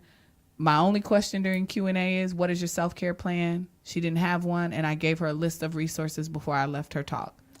Because her work is important. Yeah. Her work is important. Right. But that same notion of hustle hard, work hard, wake up, rise, do the fight, that works for the oppressor. Yeah, Because it eventually you succumb to this. You got to take That's care true. of yourself. Even Harriet Tubman slept at night. I was reading an account of somebody, and they said she sleep like a baby. My girl. My girl. And Yes. I keep that in my mind Yeah. whenever I am like fighting my own need for rest. Even Harriet Tubman slept every night. That's good. Take your butt to bed. That's the real like black excellence. Right. Right. You don't have to earn the right to be on this earth. Right. You don't have to earn it. Okay, I agree. Yeah. I agree with that. Yeah. I agree. So Okay. yeah, we need our own spaces, Steve. Yeah. And that's what we actively have a website. We've Right. actively been campaigning and raising money because our lovely numbers person. So this is where you take the resources. Christy went to college. Right. Christy got degrees. White man that paid Christy lots of hundreds of thousands of dollars to count money. Right. Right. So we used Christy's counting money skills to figure out how many dollars we needed to offer the programming we want to offer Right. for one full year. Christy came up with a number of $75,000. Okay. Not a lot of money. Yeah. Oprah carries that around in her little change purse thing. She She be on her does. farm, probably Yep. hoeing with $75,000 in her back There you go. pocket. But with less than 60 contributors to our fundraising, we Right. raised over $10,000. Oh. 60 people. Some of them white. So was I'm just saying, like, right. you could donate any amount of money to Was that a us. crowdsourcing or crowdfunding thing? Yeah, we have a Indiegogo. Right. And then you Yeah. can just contribute to us directly through Cash App. So, like, PayPal. but when we first were telling people about this idea, Mm-hmm. plenty of people, black people, why Yeah. would you do that? That's not I'm not- sustainable. I'm not surprised. But like I said in the beginning, the solution that we seek, it does not yet exist. Right. So I'm not going to follow any of these old models that you give me around black healing. I don't blame you. Yeah. We're going to do it completely different. We're going to ask for $75,000. We're going to skip all these big grants from the bank and all these other places Right, that come with right. stipulations. Yes, they do. And we want fair, equitable access to our money to do what we know we need to do with our money. Is it 75 per year? Is that what it is? Yeah, essentially. Okay. Yeah. Operating. Yeah, Yeah. operating. Yeah. Yeah. Because we Building. also Yeah. are not asking people to come in and teach for free. Mm-hmm. Right. Yeah. We're not going to say, hey, Steve, can you come in and teach a podcast class? It's free and donation based, so we're not going to pay you. No. What's your You know, I love hourly you sisters. I'll do it for nothing. what's your hourly rate? Mm-hmm. Which is fine. There are people that I've talked to about teaching before, and they've said, well, whatever it is, whatever you decide to pay me, I'm just going to donate it back, Right. which is fine too. Yeah. That's your choice. But also, we all deserve to be paid for our work because we deserve to live. And, true. And so it's like this circle of like doing what we always have done, Right. which is take care of one another Sure. Yeah. until integration. And then we stopped. So it was a pause. So it was a Yeah, a pause. We pause. get back. Right. Yes. Right. And it didn't stop for everyone. Mm-hmm. But as in general, we went into the money grab that is capitalism is a part of white supremacy. is. And we went Yeah. into that money grab Yeah. and it hasn't helped us. Mm-hmm. Not in the ways that it could, because we do have wealth. Even with that 1%, because we only got 1% of the wealth in this country. Even with that 1%, there's a lot of good that can be done if we decide to do it and kind of like step away from.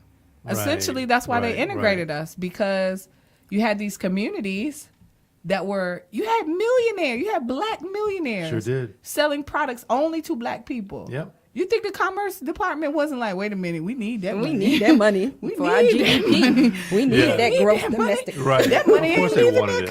community. They Yeah. buying food from each other, cars from each other. Yeah. Like, but there's a quick way to put a stop to all of that. Tell them they can have what we've got. And I mean, they even Right, even okay. in the movie "I'm Not Your Negro," Mm-hmm. they play a clip from the government's own video Right. on why they needed to integrate. Yep. Because the Negroes love to buy new things. It says that in the Wow. video. Wow. And so it's just like, we can have new things that we made for each other. Mm-hmm. And that can happen in small and big They ways. can. Yeah. But they the can. number one way is for us to like really heal from that thinking and be making clear, conscious decisions Right. based in like, oh, me being in community is Mm-hmm. better for me than being out in the world trying to compete for something that doesn't even make the world happy. It is good though. Right. Do I Yeah. need another car? Do Right. I need one more so that I can validate my existence? Or Right. is this something that I can actually contribute to community? Sure. Do Yeah. I need a bigger house even though it's 4 of us? You know, like we keep trying to attain things One up. to create happiness when what we're really seeking is acceptance And community. and So community. true. So and true. rest. Yeah. Yeah. Yeah, if you ask most people why they want a lot of money, it's because they want ease. Like that's what they really want. They don't want to have to worry Right. about bills or how they'll feed their children or whatever. If we were to shift back to a more community-based center, if we were supporting our local growers, just in that, if all the black people in Charlotte said, you know what, I only buy my produce, for example, from Brewington Farms, Mr. Paul Brewington, older black man, he sells at a lot of the farmers markets. Where is he? He's in Charlotte. Okay. I think his farm might be a little bit outside of Charlotte. Right. But he's at all the farmers market, older black man. He has Oh, I produce. think I know what you're He talking has all about. kind of produce. Okay. But let's just say that we all said that. I'm only going to buy from this one black grower. Right. Well, he would need to grow more food because he would run out, Right. which would mean he would need to purchase more land. But he Right. would have the money to do that. That's And then right. you know what he would do? He would need workers. Yeah. and then he'd have to hire people to There you work go. his markets. There you go. But that's what we initially did after slavery ended. But we're not good at that right now. We are good at it. We are good at Are it. we? We've just got to forgotten. really, we've forgotten. We That's just all. forgotten. Well, that's what I mean. And we Yeah. just need to remember, and Yeah. that remembering happens when we heal from Yeah. what we've been told. Basically, we've been told lies about ourselves, and Yeah. we just got to heal from those stories. It's like, the story of black people being lazy. I just be laughing when I see that. Like, I chuckle to Right, myself. right. Kidding me? We built the country. We're not lazy. That's Lazy is the opposite. So That's why. true. That's why you will have somebody in the hood making $1 million selling drugs. They're not lazy, no. but they lack Very access smart. to Yeah, exact. things. Yep. And it's not a coincidence they got the drugs to sell. You know what I mean? They're like, how to Exactly. get in the first place. Yeah. Right. So Exactly. it's just rethinking. It's like when people were mad about the Betsy DeVos situation. Right. I just was curious. How many people work at the bank? It's like millions of people that work for Wells Fargo and Bank of America. Right. Half of them live in Charlotte and Atlanta though. Like they Wow. all live like right within 4 Really? hours of each other. And so I just posed on Facebook. Uh-huh. What would happen if all the people with children stayed home from work today? Now that this woman has been confirmed, most of your children go to public school. What would happen if all of you stayed home in protest? I'm going to tell you what happened. The bank would call to the president, to the people, and say, this lady can't stay. Yeah. Because today we lost this many millions, trillions of dollars Yeah. because our workers all stayed home. But we've all gone to public school where we were taught that there's a central authority figure. You do not question That's that true. authority figure. You do not push back because there will be consequences and repercussions for you thinking outside of what we've told you to think about. Yeah. You'll And die. thus, everyone went to work and they sent their kids to school. And that lady is still the Secretary of Education. And Yes, the school she is. system is just as bad as it was before her. And it will continue to get worse. But like we as black people, like people will say, well, what's the solution? I know 1 million black teachers. Right. I know so many black teachers. I grew up in a household of teachers. My mama is in Right. education. There are so many talented black people just in Charlotte working in education. What would happen if the top 10% of black people, there are so many black people who make over six figures. Sure. a year. Yeah. What if those black people said, you know what? We're going to take a portion of our income and dedicate it to making a school for us with the most talented teachers. How much do you make with CMS? We're going to double it. Wow. That would be amazing. It's called a private school. It can It happen. Well, yeah. Yeah. I mean, it can Yeah, happen. it is. But we believe the story that we can't create a school just as good as theirs. Right.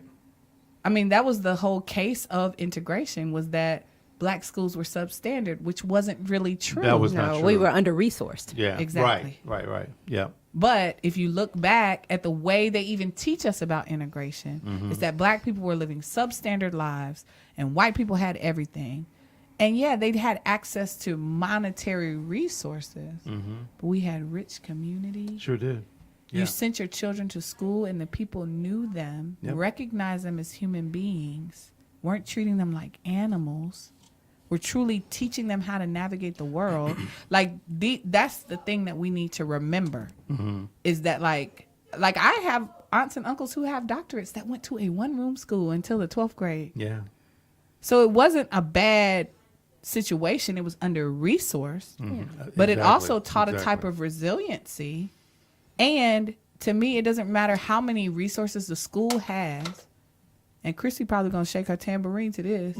But if you send your school to a place where they don't even recognize your child as a human being, you're going to spend a lot of energy defending and advocating for your child if you even have the wherewithal to know you should be doing it. Because you Right. think you need to do better. You need to pay attention to what Right. these white folks telling you so they don't be Yeah. calling me. Instead Yeah. of questioning why they're calling you. why Are they you calling the white me? parents? Why are you calling me? Why are you sending me emails? Right. Do you not know how to educate my child? Right. Do you know?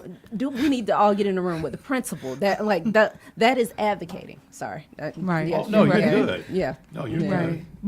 But that's the space of we were stripped away from a lot of our it's not part of our experience here Right, of to be course. able to advocate for ourselves and guarantee that we will be respected or treated fairly.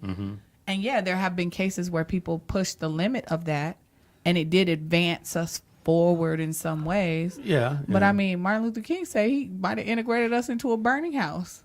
Yeah. They don't like that quote. That's Yeah. what I always post on MLK Day. But also, his wife said each generation has an obligation to liberty. Like, you've got a new level of freedom Yeah. that your parents didn't have. That's true. Yeah, So that's now true. you have a responsibility to move that forward. And so, like, legally, all the laws exist for us to live, free in America. Yeah. And also, there's a yeah. lot of socialization that prevents us from doing it. And we can't undo it for other people. We can undo it for Right. ourselves, though. So, like, to me, that's like when I said I have a responsibility to, like, my mother and my grandmother and Right. every single person who thrived so I could even exist. Uh-huh. I have a responsibility to move it forward. Like, okay, I didn't grow up in a house where I was beat. Right. Both my parents went to college. Yeah. I went to college. I went to school. I never had to worry about what I was going to eat or live or any of those things. And a lot of that has to do with my parents being able to, they went to HBCUs, but get Right. jobs in corporate America and Sure. like live this American dream. And I have access to the best schools in Charlotte. Right. And at the same time, even my own mother said there was that piece of having to mother you without community around me because I had to leave where I was from to be able to have access Yeah. to those things. Yeah. Yeah. And so, like, okay, I have access to some things my mom didn't have access to. I've traveled all over the world as a Right. child and then now as an adult. So Right. I'm raising two people. Well, then I'm not going to beat them because I wasn't beat. Right. And I'm not going to holler and scream at them because I wasn't hollering and screaming. And I'm going to make sure they travel. But also, I'm going to make sure they know that they can cry as Oh, men. sure. And Yeah. they can go to therapy. Yeah. Yes. And they can ask for help. And they can live within community. Like, that's my responsibility to, like, go even Right. further with the Exactly. liberation. Yep. You don't Exactly. have to follow this path. Because I was taught you go to school, you go to college, you get you a job, And you you get don't Good cry. job. benefits. Get you some Yeah. stuff. Right. Yeah. Get you some Yeah. stuff. Get as That's much true. stuff Right. as you And can. so, like, my liberation practice is freeing my children from that. Yeah. Get the stuff you want to get. I like stuff, jean jackets and such. I mean, I'm kind of fly. You know what I'm saying? I mean, I love I my like to clothes. travel. I just told you we just came back from From Jamaica. I don't want no business trip. Business of healing. Right, But right. also letting them know that, like, you don't have to do what I did. I Uh-huh. went to college based on what would make me the most money. And I don't do any of the things. Yeah. I don't do any of the things I went to college for. Wow. Any of the things. But I'm so happy and liberated in the path that I've chosen. Yeah. Or Right. like even teaching our children, like, you can reinvent yourself a million times. I was a Million times. hairstylist for 13 years. I'm not doing that anymore. Right. I'm doing this nonprofit yoga thing. And but it feels good and I feel free. And just like Harriet, I go to bed every night feeling like And good. sleep good. Yeah. Yeah. And take a nap in the daytime. Right. Right. But letting them know, like, that's normal. It's Uh-huh. normal that, like, I don't work on Friday, Saturday, Sunday, or Monday. I like that. Damn it, I want that schedule. You can make it. You your can make schedule. it. I know. Yeah, you're right. But, and I'm not saying that, like, ooh, you work on Monday. I don't even work on Monday. I work real hard Tuesday, Wednesday, and Thursday. Yeah. And I don't mean I'm not checking email, but also, like, releasing this notion of what it means to Sure. be successful to other people. Yeah. Like, Yeah. what does it mean to you? How will it feel? You want to be a lumberjack? Okay. Knock yourself out. Be the best lumberjack. That's right. Go chop some damn wood now. Right. All right. Right. And Or for art. Like, even your cousin we were talking about in the Yeah, beginning. Juan, Like, I'm sure there are plenty of people throughout his life who probably tried to talk him out of being I can vouch for that. who he is. Yeah. And he would be in terms of the art community, he would be what I would call a successful artist. Yeah. In multiple ways, not just capital. Sure. You Yeah, know what I yeah. mean? Right, right. And so it's like making that space. The new level of liberation is making sure our children are free to choose the life they want to have. Exactly. To choose the life they want to have. So I'm still in the corporate game, but the corporate game doesn't have me. Right. You know, Yeah, so yeah. like if you want to grow up to be an accountant, cool, but don't let accounting have you. Right. You know, Oh, that but makes if, perfect sense. If you want to dance, go dance. Right. You have the option to be who you want to be in this life. Wow. That's good. Yeah. Ladies, I've got some questions for you. Oh, okay. First, I want to see if you've heard of any of these terms.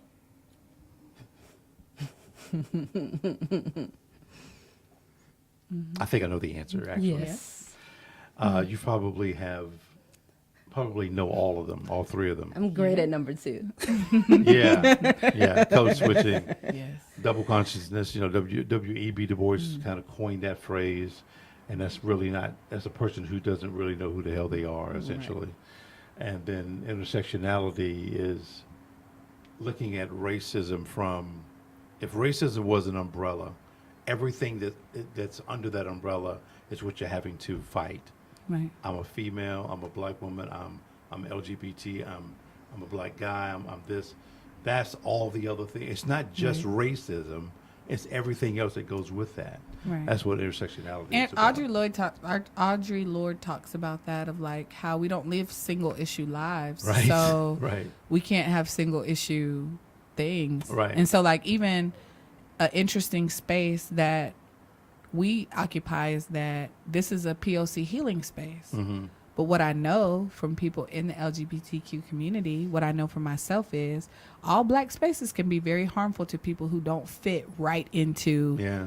a male-female binary, Right. or into being with a man if you're a woman and being with a woman if you're a man. Like those spaces could be more harmful than the greater could be. white space. Yeah, could And be. so making sure that even our space is for everyone, Right. unquestionably for Right. everyone, Yeah. and not tolerating, like, you can't be in here misgendering people or making assumptions about people or propagating what a real man is or a real Right. woman is. Like, Right. these are harmful things that we've picked up from white supremacy Yeah. that affect our ability to stand in the gap for our brothers and sisters. And like, it's like we have programming coming up about the history of how the LGBTQ community is actually how we even have a civil rights movement. Okay. Because you have the people they put up front, but you got the people from behind Right. who've always been pushing that agenda forward, because their life, like here, they're under multiple levels of Exactly. discrimination. Exactly. And so they want to push forward and putting themselves, their bodies and lives on the line Right. in that way. But because we're so indoctrinated around That's- homosexuality and genders, Mm-hmm. we will exclude and push people out of movements because it doesn't fit what white people have told us. And it's like, well, actually, if you go back and research your Right. own people, we Yeah. always lived outside of the space of this binary male-female thing. This was only really introduced through white supremacy and colonization, that men wear pants. And it's like, we got to set all of that down. It's like, Right. yeah, if you're a heterosexual man, ain't nobody trying to make you gay. It can't happen. It doesn't work that way. No, it does not. And No, it also, there are black males who identify as gay males. There are black women who identify as gay women or queer Right. women. And like, we need them to feel safe in these spaces. Exactly. And we need you to heal that for yourself. Mm-hmm. Because some of y'all are suppressing yourselves. So true. Right. Let me go through some of But these I items mean, that's too. where the intersectionality showed up for Oh, us no, in absolutely. our space. Yeah. Political climate. What do you think about it? It's real. Yeah. Yeah. Real I ugly. mean, Well, it's just no, a it's real not. exposure. Of You don't what's think it's always ugly? been I don't think it's present. ugly. I think it's the reality of what has always existed. The only thing that's Right, happened well, is it's yeah. just exposed a little bit more. Yeah. Right. You know, people are saying the things out loud that they would used to say behind the closed doors. That's true. Yeah. That's true. So I mean, so much of this is, I call it reckoning. It's like the truth Right. of who we are Yeah, I can as s- America is Yeah. just on display right now. Wow. And I you know, like that. I say this sometimes. I don't think that it's necessarily bad that Trump was elected, Right. because if Hillary Clinton had been elected, or Bernie Sanders for that matter, Right. most of what makes it dangerous for me to be a black person and be raising black people would be the same. That's true. It would be exactly the same. That's true. But what would not be the same is that most of what would be considered like liberal whites, they would be silent, because for them there was a safety. Yeah. And so now, Everything because is okay. you got this person who they've named the president, because you have him, they are just on full wild out, just showing every dirty secret of whiteness. So true. Because he's doing that, and because he's embracening people who feel aligned with that, it makes them feel unsafe. Yeah. You have a Yeah, it man does. who Yeah, it admits to harming the bodies of white women. That He would must Don't be you ever say stopped. that again. Right. But what I know, as a child growing up in the 80s is if a white woman says stop a thing, that thing gonna come to a stop. So I just look at it like Christy said, a reckoning. It's like when I was a child, children were being kidnapped off playgrounds. White children. That don't happen anymore. If you go missing, that's your parents that did that to you. So, Strangers don't do that anymore because white women were like, what? I can't take my kids to a playground? Yeah. This must stop. We're going to make a TV show. It's going to come on every Friday. We're going to put the pictures on milk cartons. We're going to make Lifetime movies about There you go. But have they made a movie about black kids being killed by their neighbors? They haven't, because that don't affect them. No. And so I'm not saying I'm happy he was elected. I'm definitely appreciative of veils being lifted for people to realize that there has to be a shift in culture. Yeah, I'm with that. Because if we're not all safe and free, then none of us are safe and free. Yeah. You just didn't realize that you were in danger. Yeah. That something could happen to you. So I'm like, yeah, let y'all feel unsafe for a little bit. Let y'all be unsure and scared and not sure what to do and in hysteria and marching and picketing and writing letters and calling and electing brown people. Yeah, do all the things that we've been asking you to do. Yeah. But that's why I also say that's not our work. Like, yeah, I get that. I get that it. government is not for us. Have I voted in every election? Yes. Absolutely. Did I celebrate when Barack was elected? Yes. Yeah. Also, though, it was still problematic. I mean, Trayvon was killed under Barack. So let's just, it's not like having a black president healed all the things. No, of course not. But they felt like it would silence us for a little while. They did. Yeah. There's an article you should read. It's called The Great Flight of Derek White. And he had a podcast show with his dad since the 80s. His dad is one of the leading white supremacists. David Duke is like his godfather, used to be married to his mother. Wow. And he really was being primed to lead the white supremacy movement because they realized a while ago that they needed someone real center, real middle, doesn't use the N-word, doesn't use, derogatory language, but propagates this thing of white culture and protecting white culture and leaning into white culture. And so they were grooming him. Yep. And then he ended up going to a liberal arts college to try to recruit people. Right.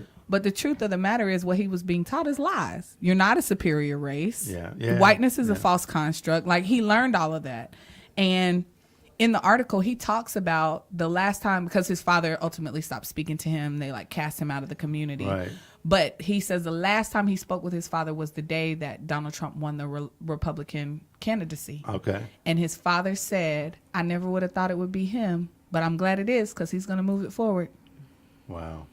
And he said, sometimes when he would listen to the speeches or read the words from Donald Trump, he's like, if you go to his family's website, Stormfront or whatever it's called, this is the largest white supremacy website. Right. He's like, their language is our language, word for word. Wow. Because they don't talk about killing or getting or murdering black and brown people, rehoming them, making sure they stay in their own countries, securing borders. It's all the language. I read the article right before. Exactly. I read the article right before the actual election. But after reading the article, I was like, oh, he's going to win the election.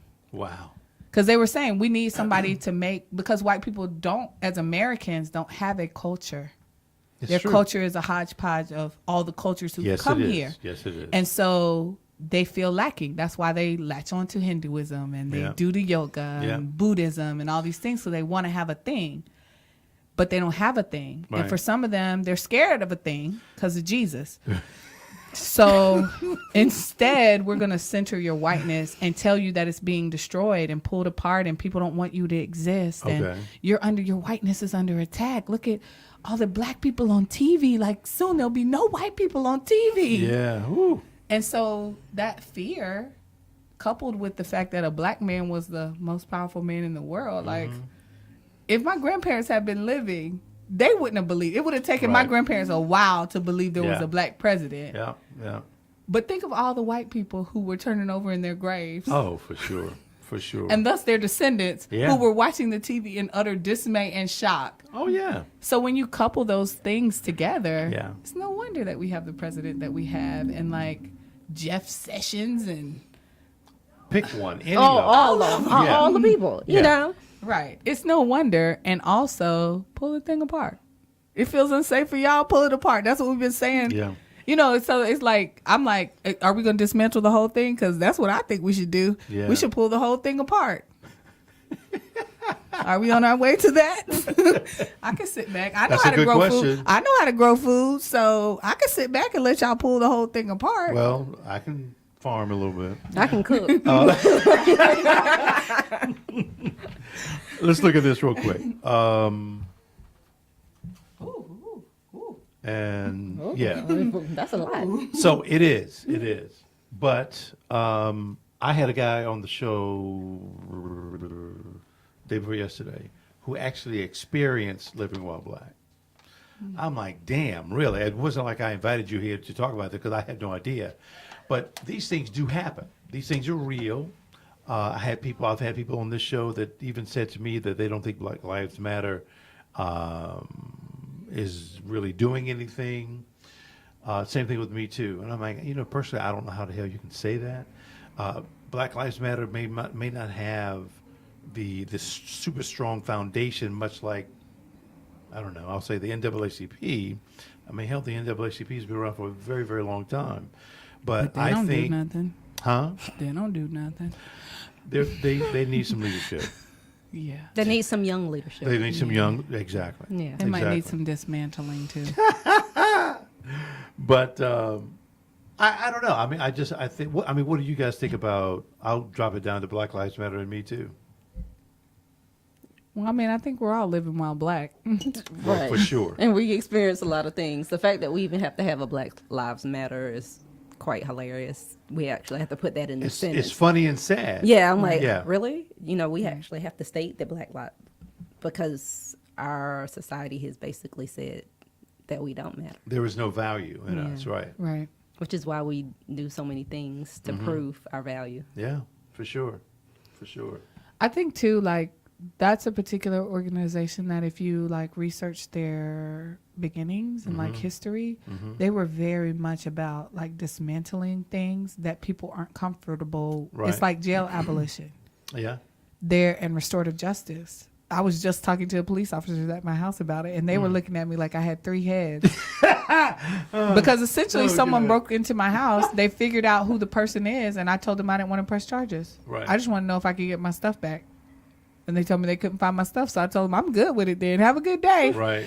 Because essentially this person stole some trivial items from my home, Yeah. not for kicks and giggles. It's because it don't have resources. Yeah. And while I didn't like my things being stolen, I was compensated. That's why you have insurance. Right. Also, this notion of putting him in jail does not solve his bigger problem. If anything, it impacts his family or whoever considers him family That's true. Yeah. in a considerable financial way that is astronomical compared to what I lost. Absolutely. Yeah. But if you say to people like, yeah, I don't believe in calling the police. I don't. And I teach my children that Right. because the reality is like the police are not always friendly. And so I'm not going to lie to my children and tell them that if you're unsafe, you need to call the police. If you're unsafe, get yourself to a safe place. Right. Look for other people who look like you Yeah. that you could potentially trust. And if you have no other recourse, then maybe you call the police. Yeah. But like, we're so indoctrinated. Like, We are. Yeah. oh, look at them breaking the law. 911. Right. Not Hold on right realizing now, 911. that, right. Not realizing that like, even in the city of Charlotte, Jonathan Farrell asked for help. He's dead. Yeah. Yeah. The people who were supposed to protect him and serve him, they killed him.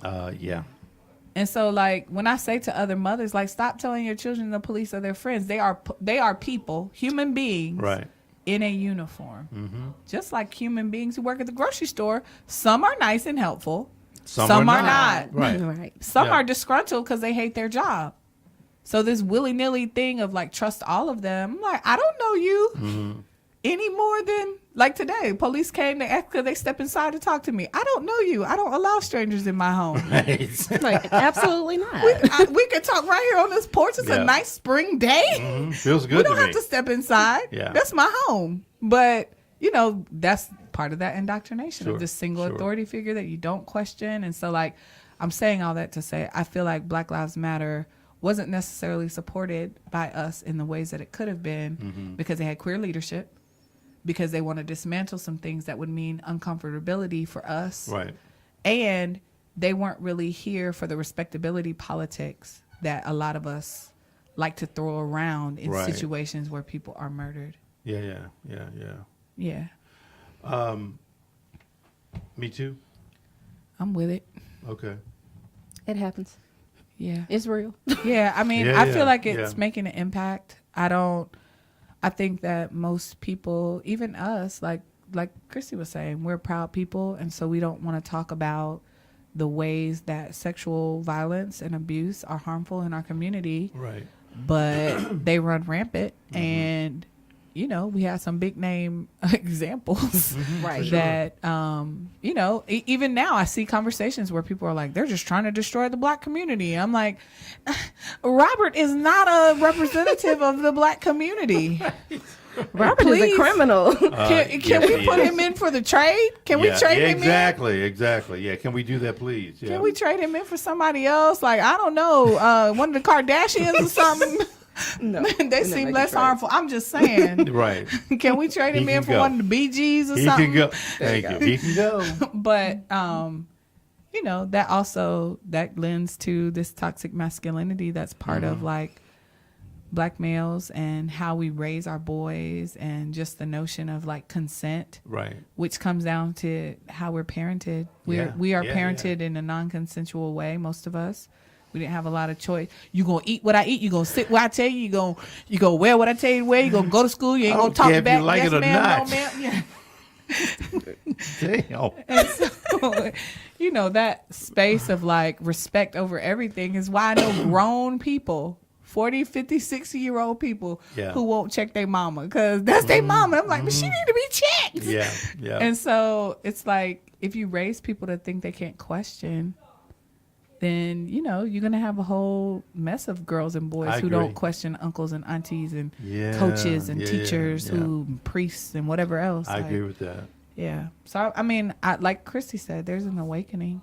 It just gets uncomfortable for the people. It's like that saying, boundaries only offend the people who were set on disrespecting your boundaries. Right. That's true. Yeah, that's true. Why you don't want to work so hard, Numbo? Because I don't. Like, Right. But I've been benefiting from you overworking. Right. Yeah, Oh, yes. really. Yeah. So, Okay. yeah. Right. Or women saying like, yeah, these are not the interactions that we're going to deal with anymore in male relationships. Yeah. You as a male will actually have to do work and talk to me and find out what I like and touch me in the ways I want to be touched when I say I And want to pay be me touched. when I'm supposed to be paid. Right. Yeah. That feels like, what? Right. What is wrong with y'all women? We got to do all I that don't now. know. I don't know. Right. Right. And you know, even the fact that sometimes I see in these conversations that people have to equate it to people's like mothers and daughters and children. Yeah, yeah. And then they're like, oh, okay, I get it. Yeah. If they get it then. If they get it right. It's kind of like what Christy said, like as a person, you deserve safety in your body in all the ways. You don't have to earn that. Right. You deserve safety. You shouldn't have to be Exactly. dressed a certain way or act a certain way or curtail yourself in a certain like you should have safety. And Right. you know, like I'll often say to men, like if you went to your friend's house and when you woke up, you were naked in your friend's bed as a heterosexual male, you would have a problem. But if your friend say you was drunk, you didn't fight, you didn't say no, like do you get it then? Do you get it then? Right. Yeah. Because then that feels very like against everything you've been socialized to believe yeah. about yourself. And so like you should understand that women, That's a good doesn't matter example. I how like that. drunk, doesn't matter how naked, it doesn't Right. matter how anything. Yep. If you're not getting an explicit yes, the answer was no. Yeah. All day long. But you know, that's a lot of layers that you have to pull back. So it's like ripping off Band-Aids with this Black Lives Matter and the Me Too Sure movement. It's is. like ripping off these but Band-Aids. they're doing some good. Yeah. Oh, yeah. They airing the truth. Yeah, Yeah. exactly. So here's a lighter topic. Oh, okay. A little bit lighter. What's your favorite restaurant? Oh, good night. In Charlotte? I don't care where it is. It could be anywhere. It could be in Jamaica. Shit, it didn't matter to me. That food was good. That was wonderful. It Oh, was my good. gosh. Boy, y'all closed your eyes on that. We like to eat. Wow. We like to eat. Yeah. Okay, in Charlotte, I'm a Charlottean, so I want to plug my city. In Charlotte, I really love to eat at 300 East. Yeah, that's good. They have good food. That is good. Also, I just want to shout out like the chefs in the cities. We have a lot of talented chefs in the city who don't work at restaurants. So like Yeah. Jasiatic Anderson, she makes a lot of good vegan food that you Right. can order. She has dinner parties. Her food is amazing. Right. Also, Brian Williams is a really good chef. He makes like vegan cheeses and kombucha. His food is really delicious. And Linda, that you had on your show, Lynn's son. Oh yeah, yeah, Duong. yeah. Mm-hmm. Yeah. Her family's food service, the School of Jai. Yeah. Yeah, there for a while that was who we bought all of our meals from when we had meetings for Wow. Sanctuary because Where's their place? Is it Central Avenue? I believe that she prepares food out of the Asian Corner Mall at North Oh, Triangle I'm and sorry. Sugar Yes, Creek. yes, Yes, but she does the food hub on Central Avenue, the vegan food hub. But Okay. her food is amazing. Their spring rolls. I gotta get some and- because I keep hearing that. Yeah, and then you can order it like party platters, and Right. it's amazing food. Like we just be splitting up the Good. whole party platter and taking home whatever's left after the meetings. Right. So yeah, those are my favorites. I think. What's your? I'm sorry. Did you say? No, I didn't say. So in Charlotte, I would say right now Oku is my favorite. Oku. Yeah, it's a sushi restaurant on South Boulevard. It's really, really, really good. Oku. Yeah. It's new? It's relatively new. I think the first one was actually in Charleston, but it's really, really good. Where? I mean, give me an idea of where on South Boulevard. Atherton Mall. Oh, right in there. Right in there. Ah. Yeah, it's right by the Free People store. And all Yeah, of that. yeah. I gotta check Oh, that. next to the Savory Spice. Yes, next to Savory Okay. Spice. Oh, over there. Okay, Oh, got you. It's Yeah. really, really good. Papados though in Atlanta and Houston and all of the different Yeah, places. yeah, yeah. Papados, yeah. Okay. Wow. She from Georgia. I'm from Georgia. Peach.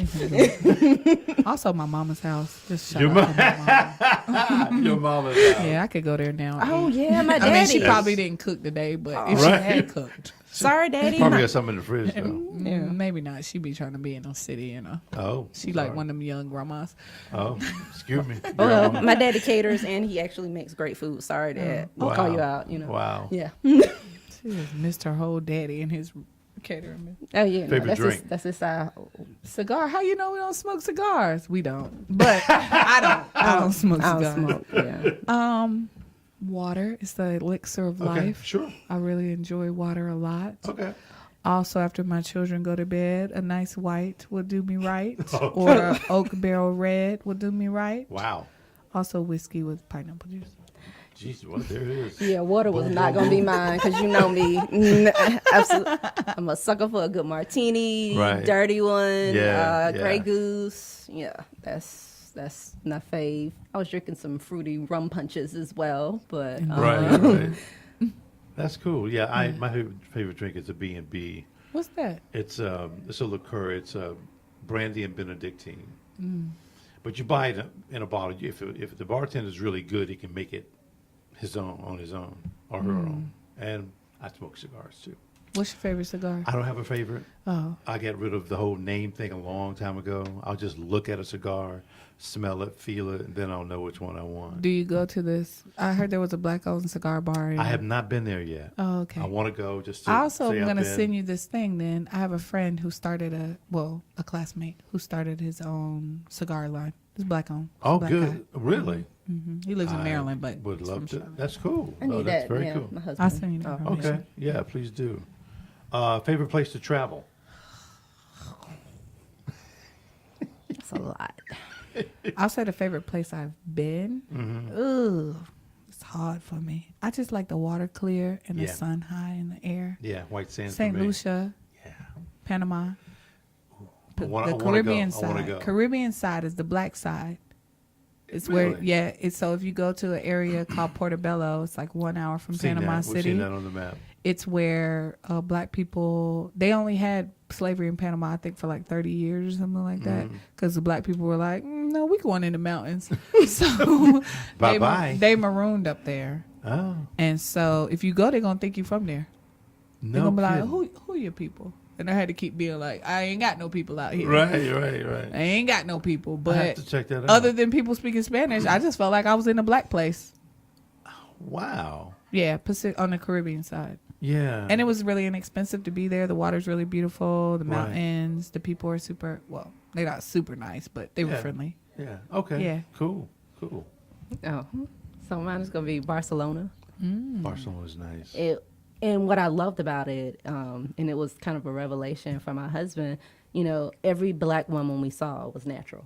And he was Yeah. like, why is everybody's hair natural here? I was like, because in this country, your hair is allowed to grow out the way it was intended to. And it was like, Yeah. but it's just beautiful city, multicultural, just all the things. Trying to convince my child to go there, like for college. Barcelona is a reason. very cool so spot. Yeah, I love Barcelona. What's your favorite place?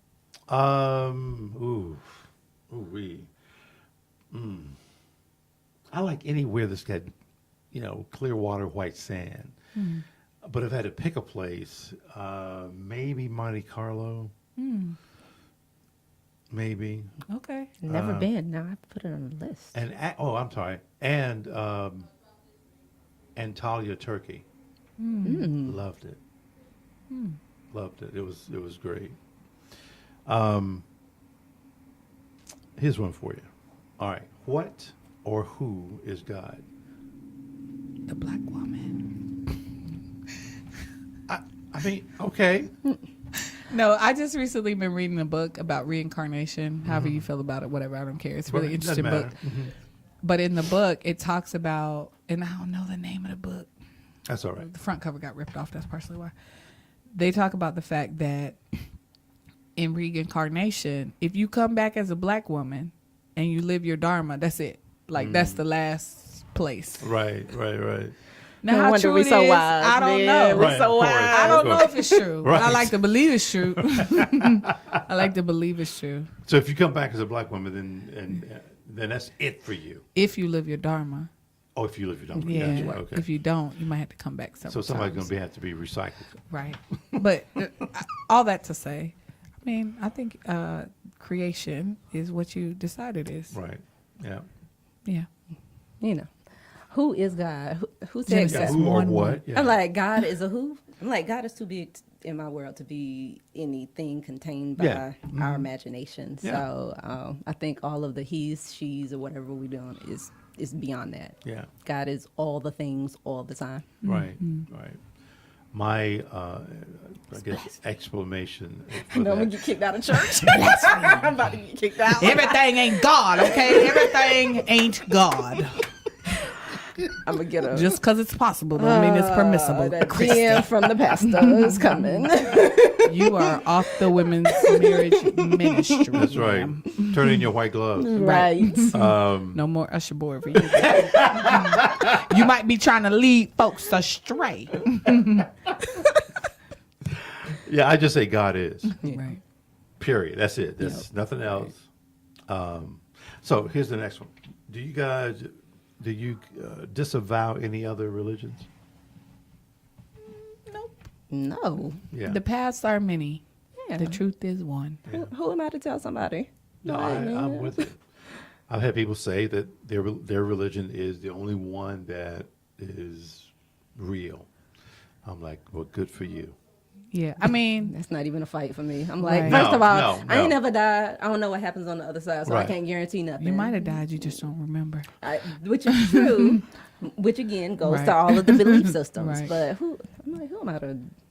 Nah, Yeah. that ain't even a fight. I mean, I think you shouldn't grasp so tightly to your thing being the only thing. I agree. Because then it's hard to consider the humanity of other people who don't believe the same thing There as you you. go. Yeah. And so, There you you know, go. And then you even in justify your- killing folks and doing Right. all things Yeah. in the name of your Right. religion because Yeah. you have disconnected from That's anything true. that is. Yeah. That's humanity. true. I disavow white supremacy as a religion. Some people it is. It's fake. Well, There's It's fake one. news. There's one. sure. There's one. Throw that one in there. It's Okay. based in a fake theory of whiteness that is not a real thing. Yeah. Caucasians are not Caucasians. Y'all are not from the Caucasus Mountains. Oh, That's what a Caucasian is. I didn't know. I never really. It's a made up term. Like, Yeah. I forget the name of the book that basically classified people, and they decided that white people were going to be called Caucasians. Oh, And so, yeah, it's just like I disavow the notion that I'm an African American. Right. I am an American. I am black. But by calling ourselves African Americans, we try to separate from everybody else in the diaspora, and Yeah. we're all connected. Like, Yes, we are. there are black people everywhere, and they're all your people. So, like, immigration, this is a problem for black people. There are black people who are here from other countries who now are in jeopardy of losing their homes, That's being right. separated from their families. Like, this is a black people issue also. But I'll see black people be like, well, the Mexicans need to, and it's like, well, there are also black people in Mexico. Yeah, hello. And so, like, be careful of, like, separating yourself in that way. Because when it goes down, Coming for you too. Yeah, exactly. and, like, being in community could mean a lot of, you can find Very much so. community wherever you go. That's true. That's true. Right. Ladies, we're done. Oh, thank you. The sanctuaryinthecity.org. Feel free to donate. Please, no, Yeah. say what you got to say. The but- sanctuaryinthecity.org, and it's the sanctuary in the city, Charlotte, CLT, on Instagram. Thank you Yeah. guys. I appreciate it. No, thank you guys you. were wonderful. You were great. This is a the great first conversation, man. Yeah, It's live. yeah, and that's what the whole thing is about. It's about Yeah. having a conversation. It really is. Yeah. This is not some interview. My next question for you is going to be no. It's just a Well, what I would conversation. say, are white Right. folks watching? Because I don't want to offend them. Well, again, this is our platform. Right. Thank God. I'm joking with you. I know you are. I know I say a lot. If they go to my website, they'll be like, one of those. Right. One of those angry black women. You right. I'm mad. So this was the show that we had this week. Really cool. Lots of great women on the show talking about lots of different things. It was great. I enjoyed it. One brother in the whole thing, but hey, he had a good time. Right. Okay. Cool. So let me talk about a I'm familiar couple with of some of things. these names Are and you? faces. Yep. That's going to be coming up. So next month is National Child Abuse Prevention Month, and I'm looking for people to come on the show to talk about that. And I'll just make that simple as that. Also, I'm developing 3 new podcast shows. One's a gamer show, but I need somebody who can not only play the games, but somebody who can talk about the industry, and somebody that can say, listen, parents, this is what you need to be aware of. This game has got blah, blah, blah in it. Be careful about this. Social Family Show is about somebody who's been a caregiver. If you've been a caregiver for your loved one, your parents, it's a massive job. So we're going to be talking about that. News, commentary-based show. I would love to have a very, very sharp black female to come in, almost like a Joy Reid, almost like that on MSNBC. Yeah. But that's about news commentary. It's not regular news. I don't want to say I don't care about somebody that's running down the street and the damn house is on fire. But I'm talking about this person needs to talk about issues around this kind of surrounding the nation and, of course, where we live as well. Last thing, because you kind of talked about, or you mentioned this, talking about the rates. We do have a podcast rental service here where you can come in and rent a one station. We've got a double station. We have a multi-station. This is the multi-station where we can have up to probably 6 people. We can stream here. We can just videotape, all that kind of stuff. And the rates are pretty cheap. That's going to change a little bit. It should have it on here right now, but it should say /PP, which is per person. But, the rates still are pretty good. Yeah. So, Okay. that's it. We're done. Thank you. Thank you. Did you guys have a good time? Yeah. Good. Yeah. I'm glad. Let me cut this stream off here. I need to know what your fees are just to like record for me. I don't want to do Stream, stop stream. You gonna put your meditation together for us? No. No. Really?